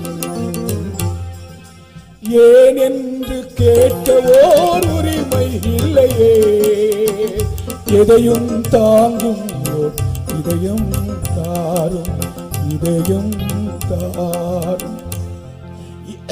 ஏசாவை வெறுத்தேன், யாக்கோபை நேசித்தேன். I hated Esau, but I loved Jacob. தேவன் பட்சபாதம் உள்ளவரா? Is God a partial? இல்லை. No. அவருடைய அழைப்பில் பட்சபாதம் இல்லை. There is no partiality in the calling of the Lord. அவருடைய கிருபை, அவருடைய இரக்கம், அவருடைய மன உருக்கம், இந்த மூன்றையும் அடிப்படையாக கொண்டது அவருடைய அழைப்பு. And his calling is based upon his grace, his mercy and compassion. சகோதரனே, உன்னுடைய படிப்பை அல்ல, உன்னுடைய குடும்பத்தை பார்த்தல்ல. And beloved brother, it is not based upon your நீ ஒரு education பெரிய or ஆள் family. என்று பார்த்தல்ல கர்த்தர் உன்னை அழைப்பது. And the Lord is not calling you looking at you are a great man. உனக்கு இரட்சிப்பை தருவது. And he doesn't give you the அவருடைய salvation of that. கிருபைக்கும் அவருடைய இரக்கத்திற்கும் மன உருக்கத்திற்கும் நீ பாத்திரமாய் இருந்தால் உன்னை அவர் இரட்சிப்பார். நீ ஏசாவானாலும் கூட உன்னை தாழ்த்தினால் உன்னை இரட்சிப்பார். If you are even Esau, if you only you will humble yourself, the Lord will save you. And if you become worthy of that grace, mercy and compassion of the Lord, he will call you and save you. நம்முடைய வாழ்க்கையிலே பலவிதமான சம்பவங்கள் சம்பவிக்கும் போது ஆண்டவரிடத்தில் நாம் கேள்வி கேட்க முடியாது. And different types of incidents when they happen in our personal life, we cannot question the Lord why. அவருடைய அழைப்பை குறித்து கேள்வி கேட்பதற்கு யாரால் முடியும்? Who can dare to ask God regarding the calling of God? அருமையான பிள்ளை மரித்து போயிட்டு, And the beloved child died. கொடுத்த உயிரை நீர் எடுத்தீர், குயவன் களிமண்ணின் அதிபதி என்றோ. கொடுத்த உயிரை நீர் எடுத்தீர், குயவன் களிமண்ணின் அதிபதி என்றோ.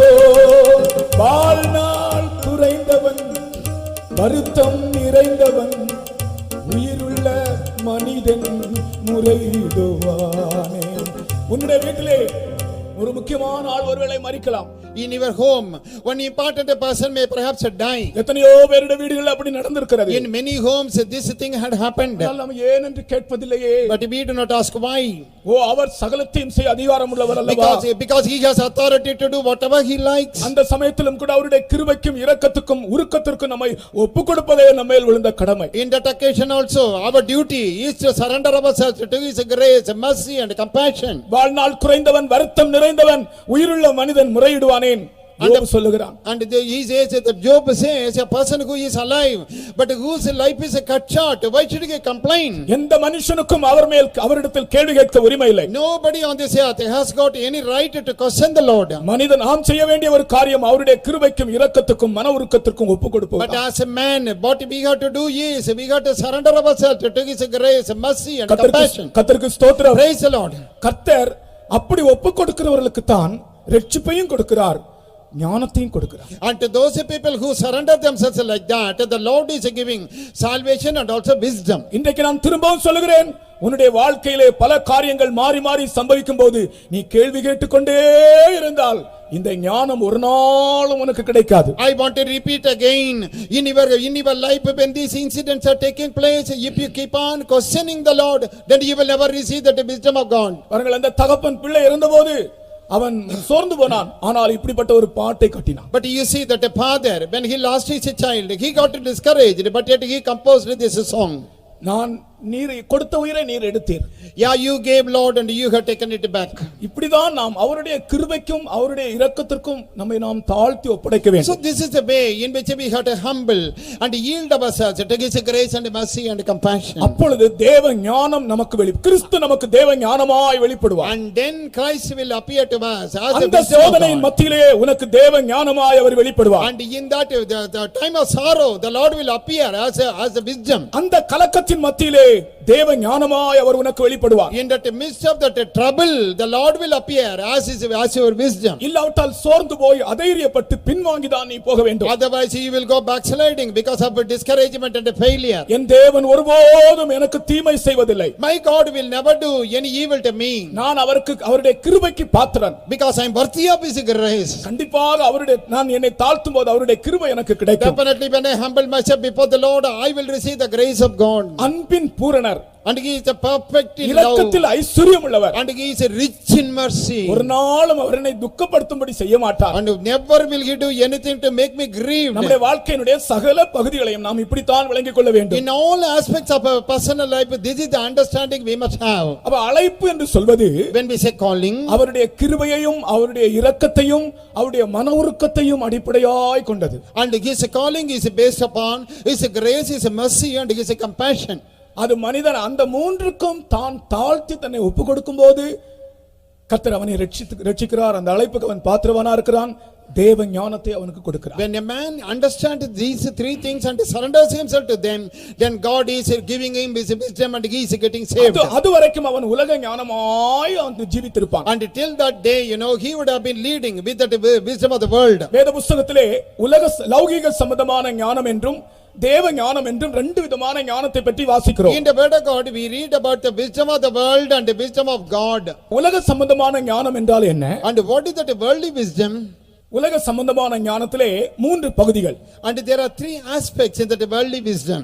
லௌகிக சம்பந்தமான ஞானத்திலே மூன்று காரியங்கள். In that worldly wisdom we see three aspects. யாக்கோபு 3:15 வாசிக்கிறோம். In James 3:15, அது உலக சம்பந்தமான ஞானம்.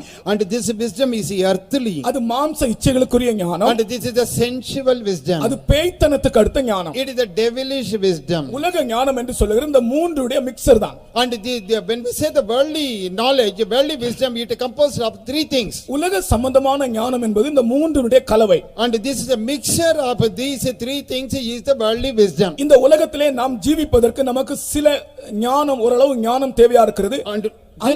அந்த அளவு ஞானம் ஆவிக்குரிய ஜீவியத்தை பாதிக்காது.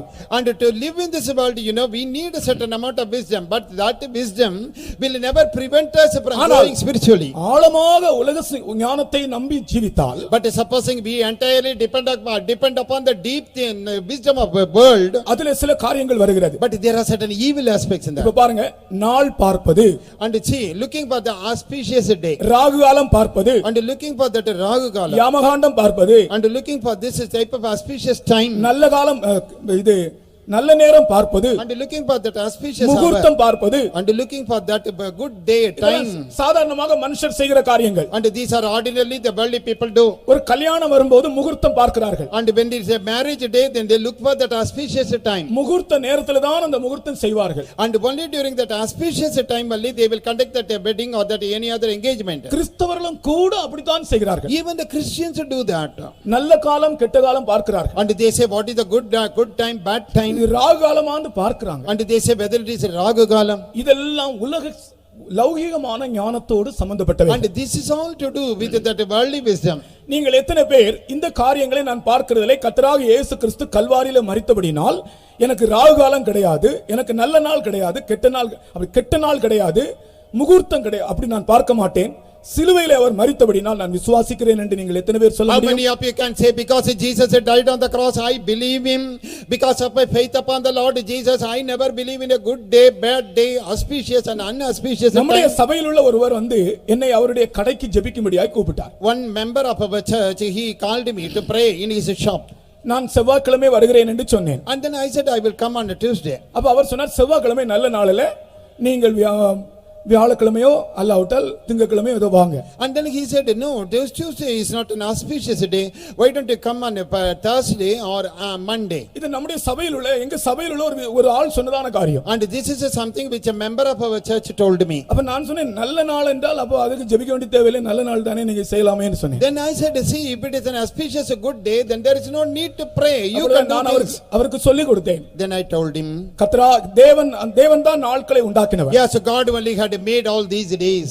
விடியற் சாயங்காலமும் விடியற் காலமாகி முதலாம் நாள் ஆயிற்று. And it was evening and the daytime. Then that was one day. தேவன் அதை ராகு காலம் என்று கண்டார். And God saw it as a Ragu Kalam. அப்படியா?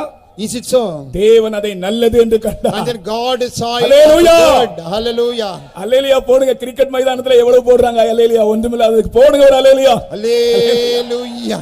சாயங்காலம் விடியற் காலமாகி இரண்டாம் நாள் And ஆயிற்று. the evening and the morning came and together made up a second day. தேவன் அதை நல்லது என்று கண்டார். God saw it good. கர்த்தருக்கு ஸ்தோத்திரம். Praise the Lord. அப்ப தேவன் நல்லது என்று கண்ட நாளை எப்படி ஒரு மனிதன் கெட்டது என்று சொல்லலாம்? And up when say God says it's a good day, how can we call it as a bad? சரி, எல்லாம் இருக்கட்டும். கல்வாரி சிலுவையிலே நமது ஆண்டவர் மரித்தபடினால், And you okay, but because of our Lord Jesus died on the cross of Calvary, எல்லா சாபங்களும் நீக்கப்பட்டது. all the curses have been removed. இதெல்லாம் அது அங்கே கல்வாரியிலே பரிகரிக்கப்பட்டது. All these things have been abandoned and forsaken on the cross. ஆகையால் தன் கல்வாரியை விசுவாசிக்கிறவர்களுக்கு இப்படிப்பட்ட எண்ணங்கள் ஞானங்கள் தேவையில்லை. And therefore those people who believe on the cross of Calvary, they need not have such impressions. இதெல்லாம் உலக ஞானத்தை சம்பந்தப்பட்டவைகள். These all have to do with the worldly wisdom. அடுத்தது இந்த உலக ஞானத்தோடு மாம்ச இச்சை, சென்சுவல் மாம்ச இச்சைகளுக்குரிய ஞானமும் உண்டு. And secondly, we see this sensual aspect of the worldly wisdom. உலக ஞானம் என்று சொல்லுவதிலே இந்த மாம்சத்துக்குரியதான சில ஞானங்களும் உண்டு. In that worldly wisdom, there are certain sensual aspects of wisdom. அதெல்லாம் ஒரு மனிதனை மாம்சத்துக்குரியவனாய் இழுத்து கொண்டு போகும். And all these things will make a man sensual and carnal. அடுத்தது பேய்த்தனத்துக்கு அடுத்த ஞானம். And thirdly, we see a devilish wisdom. அதுதான் மந்திரவாதங்கள், மந்திர கட்டுகள், ஏவல் பிசாசுகள், இதெல்லாம் அந்த பேய்த்தனத்துக்கு அடுத்த ஞானங்கள். And that devilish wisdom, has something to do with sorcery, witchcraft and all that spell. மதுரையை பார்த்தால் எங்கு பார்த்தாலும் மந்திரவாதங்கள், மந்திர கட்டுகள், ஏவல் பிசாசுகள். And you look around this Madurai, then you see all through this type of witchcraft and then bad spells cast upon others. நான் 29 வருடங்கள் பெங்களூரில் இருந்தேன். 29 years I was at Bangalore. அங்கேயும் கூட மந்திரவாதங்கள் இருக்கிறது. There also we see this act of witchcraft and sorcery. மதுரையில் வந்த பிறகு அதிகம். But when I got transferred to Madurai, I see it in the large extent. திரும்பினா மந்திரவாதம், நிமிர்ந்தா மந்திரவாதம், இந்த பக்கம் பார்த்தா மந்திரவாதம். யார் சொன்னாலும் செய்வன வச்சிருக்காங்கன்னு தான் சொல்றாங்க. Turn this side, turn your back, that side and look around. Everybody says, see, somebody has used witchcraft. அதெல்லாம் உலக ஞானத்தோடு சம்பந்தப்பட்ட பேய்த்தனத்துக்கு அடுத்த ஞானங்கள். And this is a devilish wisdom, something to do with the world. இதெல்லாம் ஆவிக்குரிய காரியம், ஜீவியத்திற்கு மாறானவைகள். And these are contrary to our spiritual life. நீங்கள் குறி கேட்க போக கூடாது. You should not ask for the divination. போய் ஒரு மனுஷனிடத்தில் குறி பார்க்க போக கூடாது. And you should not approach a man for future telling. ஏதாவது ஒரு காரியத்தை நீங்கள் அறிய வேண்டும் என்றால் போய் அப்படிப்பட்டவனிடத்தில் கேட்க போக கூடாது. If you want to know about something, then you should not go to that type of sorcerer. குறி சொல்லுகிறவனை கொல்ல வேண்டும் என்று சொன்னார் கர்த்தர் பழைய ஏற்பாட்டின் காலத்தில். In the Old Testament time, the Lord said you must kill such a people doing that witchcraft. போகவே கூடாது. We should not approach a diviner. சவுலுக்கு ஆண்டவருடைய ஞானம் இல்லாமல் போனபோது, and when Saul lost the wisdom of God, அவன் குறி சொல்லுகிறவனை தேடி போனான். and he went after a soothsayer. தேவ ஞானம் இருக்கும் வரைக்கும், till the day Saul had that worldly wisdom, தைரியமாய் யுத்தத்துக்கு போனான். with boldness he went to the battlefield. கர்த்தருக்கு ஸ்தோத்திரம். Praise the Lord. இப்பொழுது தேவ ஞானம் இல்லை. But now he has lost the wisdom of God. தேவ ஞானம் இல்லாதபடியால் இப்பொழுது குறி சொல்லுகிறவரிடத்தில் போகிறான். And he went to a soothsayer because he lost that wisdom. ஷபோலா கத்துலம் கராயிட பஹலாத்தியா ஷினிபியம் திரியாயிடா. நீ குறி சொல்லுகிறவரிடத்தில் போனாய். Yeah, you went to that soothsayer. நீ குறி கேட்கும்படியாய் போனாய். You went to ask for that soothsayer. அது என்னுடைய ஆவியை விசனப்படுத்தினது. And that grieved my spirit. என் பிள்ளையே, நான் உனக்கு ஞானமாக இருக்கிறேன். Oh my child, I am your wisdom. உன்னுடைய வாழ்க்கையை சகல காரியங்களையும் நான் நிர்ணயித்திருக்கிறேன். And I have already appointed and ordained each aspect of your life. என்னை இல்லாமல் உனக்கு வேறொருவர் இல்லை. And apart from me, you don't have anybody else. நான் உனக்கு என் ஞானத்தை தருகிறேன். I am giving you my wisdom. நீ என்னை விசுவாசித்தால் என்னுடைய ஞானம் உனக்கு வெளிப்படும். If only you will believe me, then my wisdom will be revealed to you. நான் பட்சபாதம் இல்லாத தேவன். I am God without a partiality. நான் உன்மேல் கிருபையாய் இருக்கிறேன். And I am gracious upon you. இரக்கமுடையவராக இருக்கிறேன். I am full of mercy. மனவுருக்கமுடையவராக I am இருக்கிறேன். having compassion. நீ மனஸ்தாபப்பட்டால் இந்த வேளையிலே நான் உன்னை விடுவிப்பேன். If you repent, then right at this time I will set you free. கர்த்தர் சொல்லுகிறார். This is the Lord says. நீங்கள் குறி கேட்க போக கூடாது. You should not go after soothsayer. உங்களுடைய வாழ்க்கையினுடைய எந்த காரியத்திற்கு நீங்கள் ஆண்டவருடைய ஞானத்தை பெற்றுக்கொள்ள வேண்டும். Whatever it may be in your personal life, receive that wisdom of God. அழைக்கப்பட்டவர்களுக்கு அவர் ஞானமா தேவ ஞானமா இருக்கிறார். Unto them that are called, Jesus is the wisdom of God. அடுத்ததாக And next, இந்த ஞானத்தை கர்த்தர் யாருக்கு கொடுக்கிறாரா? and this wisdom God gives to whom? பால் மறந்தவர்களுக்கு கொடுக்கிறார். To the weaned people. பால் மறந்தவர்களுக்கு கொடுக்கிறார். And to the weaned children the Lord will give. நீங்கள் அவரவர்கள் உங்களுடைய பைபிளை வாசித்து பாருங்கள். And you just turn your Bible and read the our verse. யாருக்கு அறிவை போதிப்பார்? And to whom he will give this knowledge? யாருக்கு ஞானத்தை கொடுப்பார்? And to whom he will give that wisdom? பால் மறந்தவர்களுக்கு என்று சொல்லப்பட்டிருக்கிறது. And it is mentioned there to them that are weaned. இது எல்லாரும் தெரிந்த வசனம் தான். ஆனபடியால் உங்களுடைய பைபிளை நீங்கள் வாசித்து பாருங்கள். And because you know with this, you are familiar with this verse, read that verse. பால் மறந்தவர்களுக்கு தான் தேவ ஞானம் வெளிப்படும். And God's wisdom is revealed only to the weaned இதோ children. சாலமோனிலும் பெரியவர் இங்கே இருக்கிறார். And see, a person greater than Solomon is here. உன்னுடைய வாழ்க்கையை ஒரு வெகுமதியாக கொடுத்து காணிக்கையாக செலுத்தி அவரண்டை வா. And you offer your very life as a present and a gift, then come to Jesus. பால் மறந்தவர்களுக்கு கர்த்தர் ஞானத்தை வெளிப்படுத்துகிறார். And God is revealing that wisdom to the weaned people. பால் மறந்தவர்கள் என்றால் யார்? And who were the weaned children? தயவுசெய்து கொஞ்சம் கவனிங்க. Please listen to me. இது வேதபாடமானபடியால் கொஞ்சம் நான் அதை விரிவாய் சொல்லுகிறேன். And because it is a Bible study, I want to explain it a little. பால் மறந்தவர்கள் என்றால் அதற்கு ரெண்டு அர்த்தங்கள் உண்டு. When we say the person is weaned, that means it has two meanings. ஒன்று, அது ஒரு வளர்ச்சியை விரும்புகிறவர்கள். And the first thing is it wants a growth. ஒரு குழந்தை பால் மறக்கும்போது அது ஒரு வளர்ச்சி அடைந்திருக்கிறது என்று நாம் அறிகிறோம். When a child is weaned, that means it has grown to some extent. ஆவிக்குரிய ஜீவியத்தில் நீ வளர்ச்சி அடைய விரும்புகிறாயா? And do you have that desire to grow in your spiritual நான் life? வளர வேண்டும் என்று நீ விரும்புகிறாயா? Do you have the desire that you must grow? விரும்புகிறாயா? Do you have that desire? அப்படி என்றால் தான் உனக்கு இந்த ஞானத்தை கர்த்தர் போதிப்பார். Only in that case God will teach you this wisdom. ஆவிக்குரிய ஜீவியத்திலே நான் வளர விரும்புகிறேன் என்றால் நிச்சயமாக அந்த வளர வாஞ்சிக்கிறவர்களுக்கு கர்த்தர் ஞானத்தை வெளிப்படுத்துவார். And for those people who want to grow spiritually, definitely the Lord will teach this wisdom of God. அது மட்டுமல்ல, Not only that, 131ஆம் சங்கீதத்திலே வாசித்து பாருங்கள். பால் மறக்கிற அனுபவத்தை பற்றி சில காரியங்கள் in எழுதப்பட்டிருக்கு. 131st Psalm, முதல் you வசனம். see- first verse, you see some of the experiences of this weaning. கர்த்தாவே, என் இருதயம் இருமாப்புள்ளதல்ல, என் கண்கள் மேட்டிமையுள்ளவைகளும் அல்ல. பெரிய காரியங்களிலும் எனக்கு மிஞ்சின கர்மங்களிலும் நான் தலையிடுகிறதும் இல்லை. தாயின் பால் மறந்த குழந்தையைப் போல நான் என் ஆத்துமாவை அடக்கி அமர பண்ணினேன். என் ஆத்துமா பால் மறந்த குழந்தையைப் போல் இருக்கிறது. என்னுடைய ஆத்துமா பால் மறந்த குழந்தையை போல் இருக்கிறது. My soul is even as a weaned child. இதுல பால் மறக்கிற அனுபவம் என்பது பாருங்க, ஒரு சில அனுபவங்கள் எழுதப்பட்டிருக்கிறது. So you see here certain aspects of this weaning. கர்த்தாவே, என் இருதயம் இருமாப்பானது அல்ல. Oh Lord, my heart is not haughty, என் கண்கள் மேட்டிமையானதும் அல்ல. nor mine eyes lofty. நான் பெரிய காரியங்களில் தலையிட மாட்டேன். Neither do I exercise myself in great matters. எனக்கு மிஞ்சின கர்மங்களில் நான் தலையிட மாட்டேன். I will not interfere in things too high for me. பால் மறக்கிற அனுபவம் என்பது இந்த 4 அனுபவங்களும் அதில் இருக்கிறது. So what is this meaning? We see these 4 experiences. ஒன்று, இருதயத்தில் இருமாப்பு இல்லாத ஒரு அனுபவம். First thing is there is no haughtiness in the heart. நீங்கள் ஒவ்வொருவரும் உங்களை பார்த்து சொல்ல வேண்டும், அருமையானவர்களே, And beloved ஒவ்வொரு people, நாளும் உங்களுடைய ஜெபத்தில், ஆண்டவரே, என் இருதயம் இருமாப்புடையது அல்ல. every day looking at your God, you must say, oh Lord, my heart is not haughty. என் இருதயம் இருமாப்புள்ளது அல்ல. Lord, my heart is not arrogant. நம்முடைய இருதயத்தில் கொஞ்சம் இருமாப்பு இருந்தால் அல்லது பெருமை இருந்தால் இந்த ஞானத்தை கர்த்தர் நமக்கு வெளிப்படுத்த மாட்டார். Supposing we have a very limited quantity of this pride or haughtiness, then God will not reveal this wisdom to us. பெருமை உள்ளவர்களுக்கு தேவன் எதிர்த்து நிற்கிறார். Yes, God is resisting that proud. பெருமை என்பது கிறிஸ்தவத்தின் விரோதமான ஒரு சுபாவம். And pride is something at contradictory to Christianity. அருமையான சகோதரனே, இந்த சந்தர்ப்பத்திலே உன்னோடு ஆண்டவர் ஒரு கேள்வி கேட்கிறார். ஏதாவது சந்தர்ப்பத்திலே உன்னுடைய இருதயத்தில் நீ ஒரு பெருமை உடையவனாய் இருந்திருக்கிறாயா? And beloved brother, now on this occasion God is asking this question, was there any time or occasion when you were haughty or proud? கர்த்தாவே, என் இருதயம் இருமாப்புடையது அல்ல.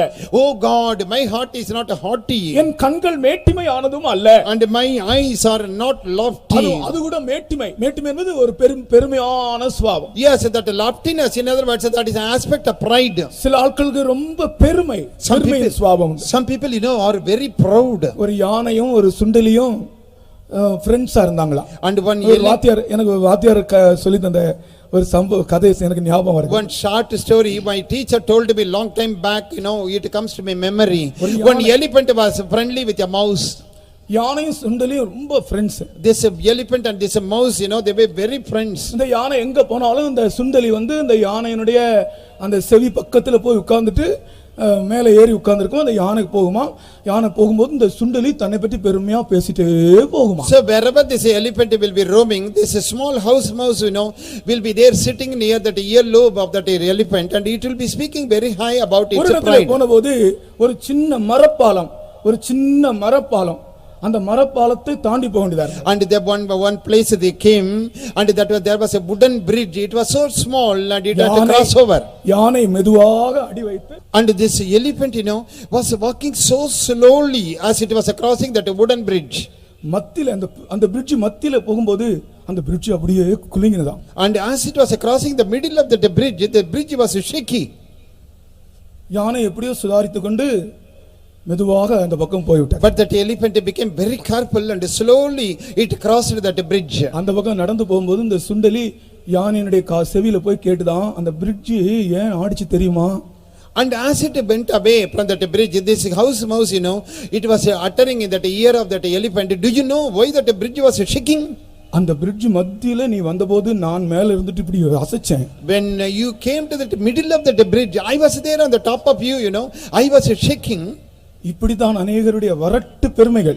This is how the empty pride of many people are working. நான் சொல்லுகிறேன், நம்முடைய ஜீவியத்தில் நாம் ஆவிக்குரியவர்களாக இருந்தால் நம்மை பற்றி பெருமையாக எண்ண ஒரு சிறு எண்ணம் கூட வராது. And I tell you one thing, if we are really spiritual, there is not even a single aspect about which we can feel proud of. நான் கிருபையினால் ஜீவிக்கிறேன். Yeah, I live by the grace of God. தேவ ஞானத்தால் ஜீவிக்கிறேன். I live because of the wisdom of God. தேவ பலத்தால் ஜீவிக்கிறேன். By the strength of God I live. நான் உட்காருவது அவராலே. And because of him I sit down.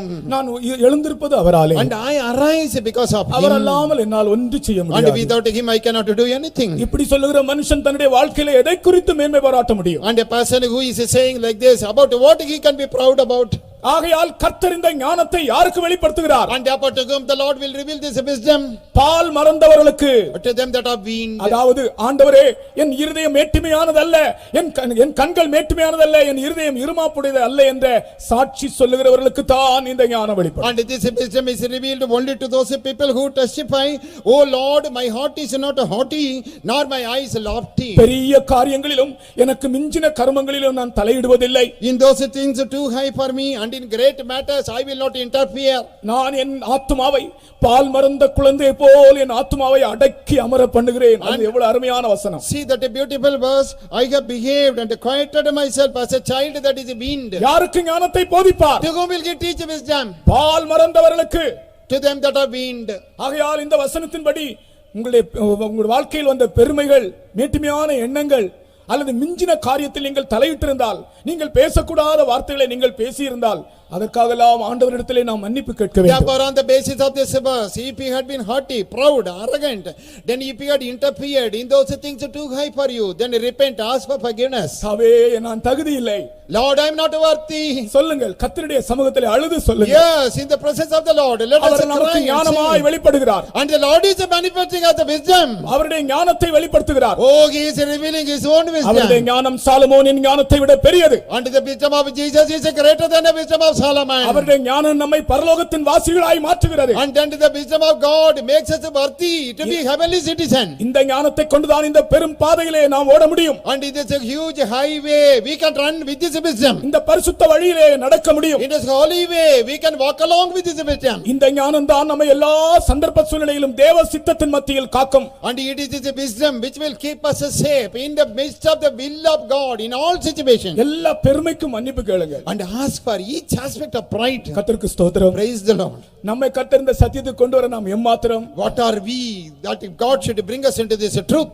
எதுக்கும் உதவா ஏகலித்த ஏழையார், எதுக்கும் உதவா ஏகலித்த ஏழையார், கேட்டீரோ என்னையும் சேர்த்தீரோ வந்தையும், சேர்த்தீரோ என்னையும், சேர்த்தீரோ வந்தையும், ஏகலித்த ஏழையாம், எதற்கும் உதவா ஏகலித்த ஏழையார், கேட்டீரோ என்னையும், சேர்த்தீரோ வந்தையில், கேட்டீரோ என்னையும், சேர்த்தீரோ வந்தையில், என்னதான் பதில் செய்வேன் கண்டிடும் வேளை, நான் என்னதான் பதில் செய்வேன் கண்டிடும் வேளை. அருமையான பாட்டு. What a beautiful song. நான் இந்த பாட்டெல்லாம் விடும்போது நான் தனியா இருக்கும்போது பாடுவேன். When I am alone, I used to repeatedly sing similar songs. எதுக்கும் உதவாத என்னை இந்த சத்தியத்திலே நீ கொண்டு வந்தீரே. You have brought me to this truth even though I am worthless. ஞானத்தை எனக்கு தந்தீரே. You have given me wisdom. கர்த்தருடைய வழியிலே என்னை நடத்துகிறீரே. You are leading me in your way. இந்த பாட்டெல்லாம் அருமையான பாடல்கள். Such a nice songs, எதுக்கும் உதவா ஏகலித்த ஏழையார், எதுக்கும் உதவா ஏகலித்த ஏழையார், கேட்டீரோ என்னையும், சேர்த்தீரோ மந்தையில், கேட்டீரோ என்னையும், சேர்த்தீரோ மந்தையில், என்னதான் பதில் செய்வேன் கண்டிடும் வேளை, நான் என்னதான் பதில் செய்வேன் கண்டிடும் வேளை. இந்த பாட்டு தெரியாதவங்க இந்த ராத்திரில போய் நீங்க பாடிட்டு ஒரு தடவை பாடிட்டு தான் தூங்க வேண்டும். Yes, those of you who do not know this song, definitely you must at least sing once in your home. இந்த பாட்டு உங்களுடைய பாட்டு புத்தகத்துல இருந்தால், உங்கள் வீட்டில் இருந்தால் அதை எடுத்து ஒரு லைன் பாடி விட்டு படுங்கள். In your home, if you have this song in your song book, sing it at least once and then lie. கர்த்தருக்கு ஸ்தோத்திரம். Praise the Lord. அவர் இந்த மந்தையிலே நம்மை கொண்டு வந்தார். He has brought us into this flock. அவருடைய ஞானத்தை நமக்கு தந்து வருகிறார். He is giving us wisdom. பால் மறந்தவர்களுக்கு ஞானம். And to the weaned people wisdom. இனி அடுத்ததாக Next. சபையின் மூலமாக இந்த ஞானத்தை கர்த்தர் வெளிப்படுத்துகிறார். And through the church of God, the Lord is revealing this wisdom. இந்த சாலமோனின் ஞானத்தை விட பெரிய ஞானம். And this wisdom is greater than the wisdom of கர்த்தராகிய Solomon. இயேசு கிறிஸ்து மூலமாய் நமக்கு கிடைக்கிற ஞானம். And through the Lord Jesus we get this wisdom. சபையின் மூலமாய் நமக்கு வெளிப்படுத்தப்படுகிறது. And through the church it is manifested. எபேசியர் 3ஆம் அதிகாரம் 10ஆம் வசனத்திலே நாம் வாசிக்கிறோம். In Ephesians 3rd chapter verse 10. சபையின் மூலமாய் இந்த ஞானத்தை கர்த்தர் வெளிப்படுத்துகிறார். Through the church the Lord is revealing this wisdom. உன்னதங்களில் உள்ள துரைத்தனங்களுக்கும் அதிகாரங்களுக்கும் அவருடைய அனந்த ஞானமானது சபையின் மூலமாய் இப்பொழுது தெரிய வரும் பொருட்டாக, சபையின் மூலமாக இப்பொழுது தெரிய வரும் பொருட்டாக, that it might be known by the church. அப்ப இந்த ஞானம் சபையின் மூலமாய் தெரியப்படுகிறது. And upon this wisdom is revealed through the church. ஆகையால் தான் நாம் சபையோடு ஐக்கியம் உள்ளவர்களாய் ஜீவிக்க வேண்டும். That is why we must live having a fellowship with the church. நாம் தனிப்பட்ட முறையில் இருந்தால் இந்த ஞானத்தை சபையின் மூலமாய் வெளிப்படுகிற ஞானத்தை நாம் அறிய முடியாது. And supposing we remain alone and solitary, we will never know this wisdom. ஏற்ற சமயத்திலே கர்த்தர் எங்களையும் என்னையும் என்னுடைய குடும்பத்தையும் இந்த சபைக்கு கொண்டு வந்தார். It was the right and appropriate time when the Lord brought me and my family members into this assembly. நாங்கள் இந்த சபைக்கு வந்தபோது பெரிய எதிர்ப்பு உண்டானது ஊர்லே. And in my place, there was a huge opposition when we joined the church. எல்லாரும் எங்களை அடிக்க வந்தார்கள். All the people came to give us blows. அந்த ஊர்ல உள்ளவர் எல்லாரும் எங்களை அடிக்க And வந்தார்கள். they all came together to beat us. ட்ரம்மை கிழித்தார்கள். And they tore down the drum. Petromax லைட்டை உடைத்தார்கள். And they broke down the Petromax light. எங்களோட நாங்கள் ஒரு கூட்டம் எங்க வீட்ல நடத்தினோம். And we were conducting a meeting in our home. அந்த கூட்டம் முடிந்து போகும்போது எல்லாரும் எங்களை அடிக்க வந்தார்கள். And the meeting was over. As we were leaving, all the people came to beat us. சகோதரிமார் பயந்து போய் பக்கத்துல இருந்த ஒரு வீட்ல ஏறினாங்க. அது யாரு? அந்த கும்பலுடைய தலைவனுடைய வீடு. And you know, these sisters were upright and they took shelter in the neighboring home, but that home belonged to a ruffian. கர்த்தருடைய நாமத்துக்கு மகிமை உண்டாவதாக. அருமையான சகோதரிமார் கால் வைத்து அவனுடைய வீடு ரட்சிக்கப்பட்டிருக்கிறது. இன்றைக்கு அவருடைய வீட்டில இருந்து நம்முடைய ஊழியக்காரர்களும் இருக்கிறார்கள். And blessed be the name of the Lord. The place that house where our sisters entered, that place got saved, and we are having the meeting, church meetings there. எங்களை யாரெல்லாம் அடித்தார்களோ அவர்கள் எல்லாரும் இன்றைக்கு நம்முடைய விசுவாசிகளாக இருக்கிறார்கள். And whosoever has been beating us, they are all now very good believers of our church. இந்த சத்தியத்தை அறிய சபையோடு ஐக்கியமாக ஆண்டவர் ஒரு பெரிய ஸ்லாக்கியம் தந்தார். God has given us that privilege to be united with the church. இந்த சபையின் மூலமாய் வெளிப்படுகிற ஞானம், and this is the wisdom which is revealed through the church. நீங்கள் உன்னிப்பாய் வாசிக்க வேண்டும் வேதத்தை. And you must intently read the word of God. இந்த ஞானம் என்று சொல்வதிலே தேவனுடைய ஞானம் என்று சொல்வதை ரெண்டு அம்சங்களாக நாம் பார்க்க முடியும். So when we say the wisdom of God, we can divide it into two portions. ஒன்று அவருடைய சுபாவங்கள், and the first thing is his very nature. இன்னொன்று அவருக்காக பாடுபடுகிற அனுபவங்கள். and secondly, that experience of suffering for him. நீங்கள் இந்த ஞானத்தை பற்றி சொல்லப்பட்டிருக்கிற இடங்களில் எல்லாம் நீங்கள் இந்த ரெண்டு அனுபவத்தையும் உன்னிப்பாய் கவனிக்க முடியும். and wherever this wisdom is spoken about in the word of God, you can see these two things explained. உதாரணமாக நான் சொல்லுகிறேன், பூமியிலே மகா ஞானம் உள்ளவைகள் 4. For example, I tell you, there are 4 creatures which are exceedingly wise on the earth. அந்த 4 பிராணிகளை பற்றி நீங்கள் பாருங்கள். and look at those the 4 creatures. அது பாடுபடுதலின் அனுபவமும் and that is the experience of suffering. சுபாவத்தின் அனுபவம், இந்த ரெண்டையும் தான் அந்த பிராணிகளே நாம் காண்கிறோம். in those creatures you can see two things, that is the experience of suffering and the nature. பொதுவாக நீங்கள் பார்த்தால் அதை நீங்கள் காணலாம். and generally you have a common, you have a glance. எறும்பை பாருங்கள், எறும்பு பாடுபடுகிற ஒரு பிராணி. and look at the ants, they are really suffering and laboring. மகா ஞானமுள்ளவர்கள் தான் ஆண்டவருக்காக பாடுகள் சகிக்க முடியும். and people who are exceedingly wise, they can suffer for Jesus. கர்த்தருக்கு ஸ்தோத்திரம். Praise the Lord. மகா ஞானம் இருந்தால் தான் ஆண்டவருக்காக பாடுகள் சகிக்க முடியும். and people if only they have that exceeding wisdom, they can suffer for Jesus. அப்போ ஞானம் என்பது அவருடைய சுபாவத்தின் பகுதியும் அவருக்காக பாடுபடுதலின் பகுதியும். and therefore what is wisdom? in part that is a suffering for the Lord, and in part that incorporates the nature of the Lord. சபையின் மூலமாய் வெளிப்படுகிற ஞானம் கூட இந்த ரெண்டு அனுபவங்களை நமக்குள் தருகிறது. and that wisdom revealed through the church is imparting these two aspects in us.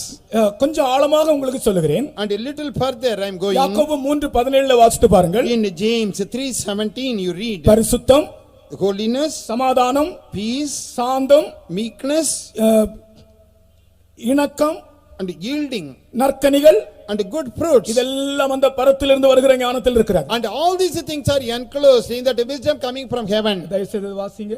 பரத்திலிருந்து வருகிற ஞானமோ முதலாவது சுத்தமுள்ளதாயும் பின்பு சமாதானமும் சாந்தமும் இணக்கமும் உள்ளதாயும் இரக்கத்தாலும் நற்கனிகளாலும் நிறைந்ததாயும். போதும், பாருங்கள் இந்த ஞானம் எத்தகையது. see what is the nature of this wisdom. இந்த ஞானத்தில் ரெண்டு தன்மைகள். in this wisdom two aspects. சபையின் மூலமாய் வெளிப்படுகிற ஞானத்தில் அல்லது தேவ ஞானத்தில் ரெண்டு தன்மைகள். in that wisdom manifested through the church, that is God's wisdom, has two divisions. சுத்தம் அல்லது பரிசுத்தம், and that holiness or purity, சமாதானம், peace. நேற்றைக்கு நாம் பார்த்தோம் சமாதானத்தை பற்றி. and last night we considered about the peace. சாந்தம், தாழ்மை, and that gentleness or humility. இணக்கம் அல்லது ஐக்கியம், yielding, that is easy to be entreated. நற்கனிகள் அல்லது சுபாவங்கள், full of good fruits, that is a good nature. இதெல்லாம் இந்த ஞானத்தில் அடங்கி இருக்கிறது. all these things are enclosed within the wisdom of God. கர்த்தருடைய பரிசுத்த நாமத்துக்கு ஸ்தோத்திரம். glory to the holy name of the Lord. தானியேலின் புத்தகத்தை வாசித்து பாருங்கள். you turn to the book of Daniel. ஞானவான்களை பற்றி படிக்கும்போது, and there when we read about the wise people, சுத்தமும் வெண்மையாக்கப்பட்டு புடமிடப்பட்டவர்களாய் விளங்குவார்கள். and they are purified, made white. ஞானவான்கள் and the wise people. கர்த்தராகிய இயேசு கிறிஸ்து மூலமாய் நமக்கு கிடைக்கிற ஞானம் கூட நம்மை சுத்தமாக்கி நம்மை புடம் என்று சொல்லுகிறது பாடுகள், வெண்மையாக்கப்பட்டு பரிசுத்தமாக்கப்பட்டு நல்ல சுபாவங்கள் உடையவர்களாய் நம்மை மாற்றுகிறார். and that wisdom the Lord Jesus gives to us will try us and make us pure. கர்த்தருக்கு ஸ்தோத்திரம். praise the Lord.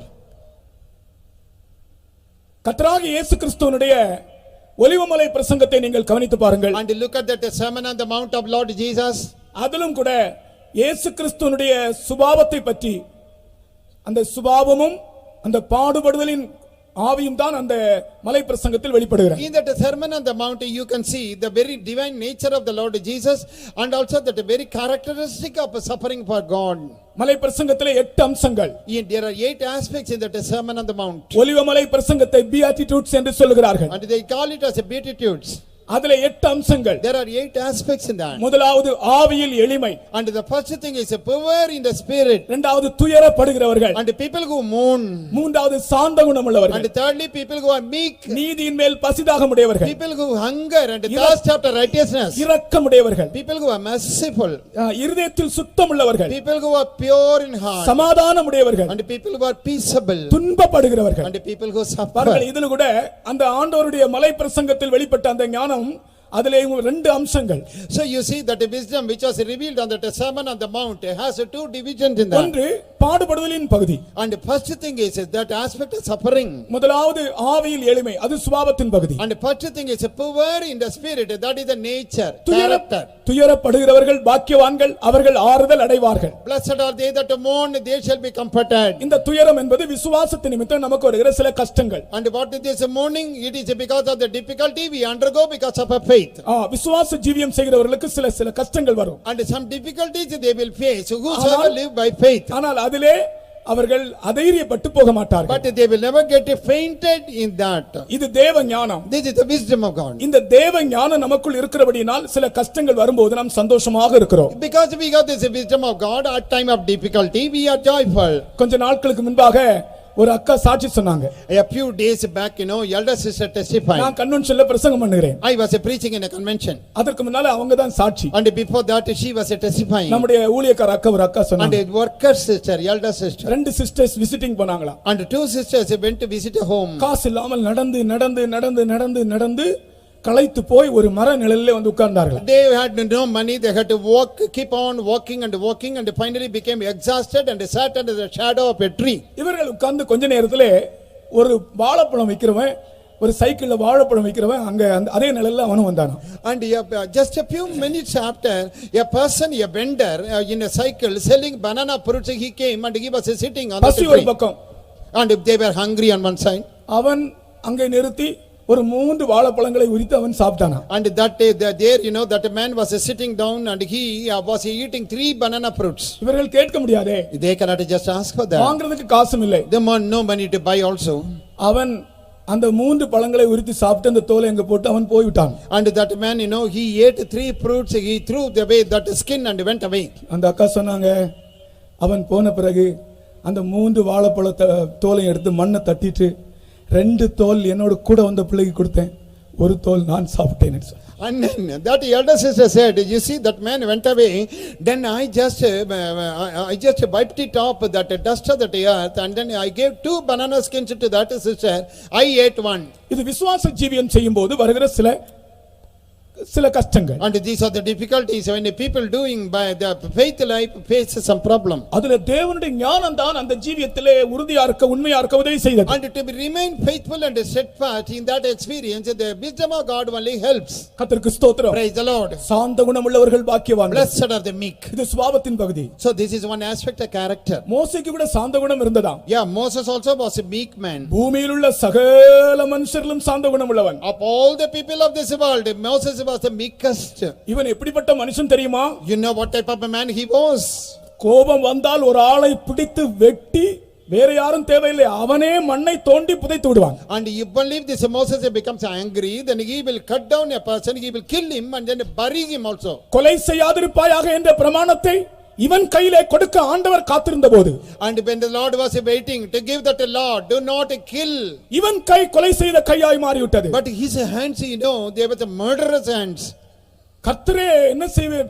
அவனை 40 ஆண்டுகள் அவன் துரத்தப்பட்டான். And you see 40 long years he was there in the wilderness, chased out. அப்படிப்பட்ட மோசே பூமியில் உள்ள சகல மனுஷர்களும் சாந்த குணமுள்ளவனாய் மாறினானாம். And that Moses became the meekest of all the people of this earth. ஒரு பாஸ்டர்ல கேட்டேன், பாஸ்டர் இது எப்படி அவன் எப்படி சாந்த குணமுள்ளவனாய் மாறி Then இருப்பான்? I asked one pastor, how is it that this man, angry man, became the meekest man? ஒரே ஸ்ட்ரைட் ஃபார்வர்ட் ஒரே வேர்ட்ல ஆன்சர் சொன்னார். And then in one single word he replied. அவன் தேவ சமூகத்தில் இருக்கிறவனாய் மாறினான். And then he became a man tarrying in the presence of God. மோசே சாந்த குணமுள்ளவனாய் மாறினது தேவ சமூகத்தில் தனித்து இருக்கிற அனுபவத்தினால். And because of his lonely experience of waiting in the presence of God made him the meekest man. சாந்த குணமுள்ளவர்கள் பாக்கியவான்கள். இது மலை பிரசங்கம். It is a sermon on the mount. Blessed are the meek. இந்த ஞானம் தான் சபையிலே வெளிப்படுகிறது. And this wisdom is revealed in the church. சாந்த குணமுள்ளவர்கள் பாக்கியவான்கள். Blessed are the meek. கோபக்காரர்களை சாந்த குணமுள்ளவர்களாக்குற இடம்தான் தேவனுடைய புதிய ஏற்பாட்டின் சபை. And the New Testament church is a place where the angry people are made meek. Short temper உள்ள ஆட்களை சாந்த குணமுள்ளவர்களாக்குவது இந்த சபையினுடைய வேலை. And the work of this church is to convert the short tempered people into meek people. சில ஆட்கள் நல்ல கிறிஸ்தவங்களா இருப்பாங்க, ஆனா ஷார்ட் டெம்பர் உள்ளவங்களா Some இருப்பாங்க. people, some Christians will be very nice but short tempered. Short temper உள்ளவர்கள் பரலோக ராஜ்யத்தில் பிரவேசிக்க முடியாது. The people who are short tempered will not enter into the kingdom of God. இதோ சாலமோனிலும் பெரியவர் உனக்கு ஞானத்தை தருகிறார். And see, this a person greater than Solomon is giving you wisdom. இரக்கமுடையவர்கள் பாக்கியவான்கள். Blessed are the merciful. நீதியின் மேல் பசிதாகமுள்ளவர்கள் பாக்கியவான்கள். People who hunger and thirst after righteousness are blessed. இருதயத்தில் சுத்தமுள்ளவர்கள் பாக்கியவான்கள். Blessed are they that are pure in the heart. இதெல்லாம் சொல்ல எனக்கு இப்பொழுது சமயம் இல்லை. I do not have time to explain all that.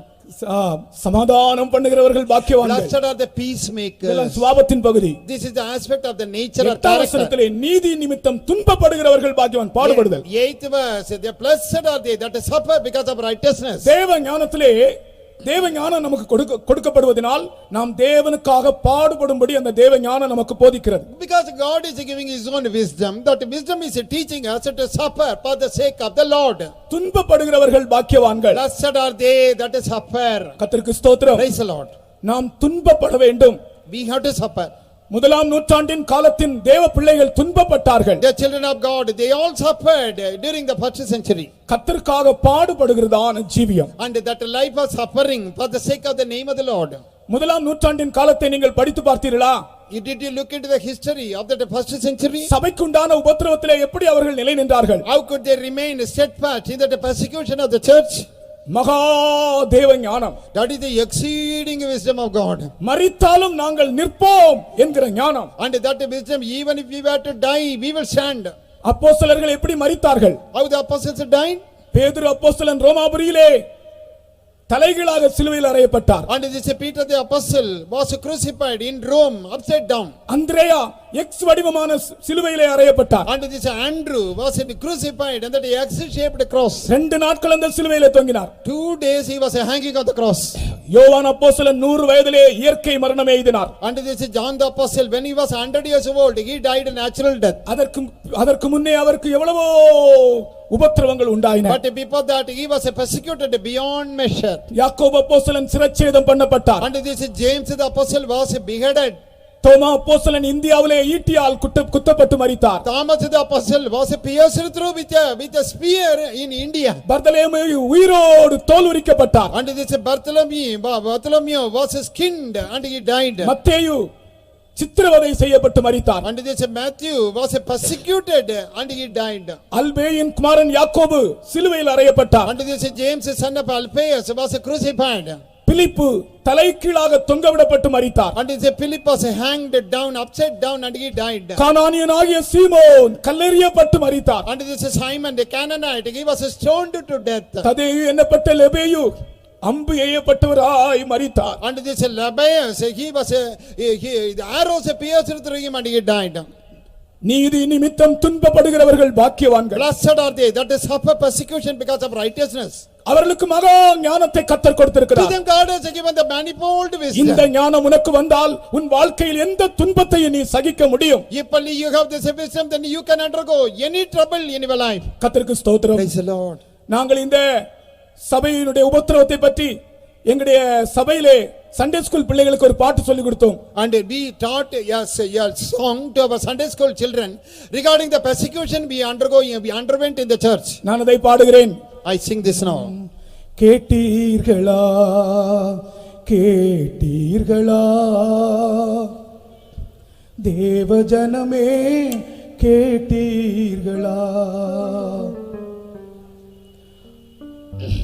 ஆதி நூற்றாண்டின் வைராக்கியத்தை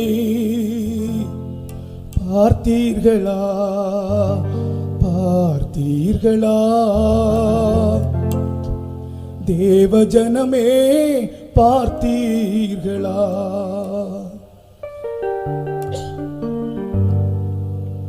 கேட்டீர்களா கேட்டீர்களா தேவ ஜனமே கேட்டீர்களா ஆதி நூற்றாண்டின் வைராக்கியத்தை பார்த்தீர்களா பார்த்தீர்களா தேவ ஜனமே பார்த்தீர்களா வெட்டி கொன்றார்கள் வெடி வைத்து கொன்றார்கள்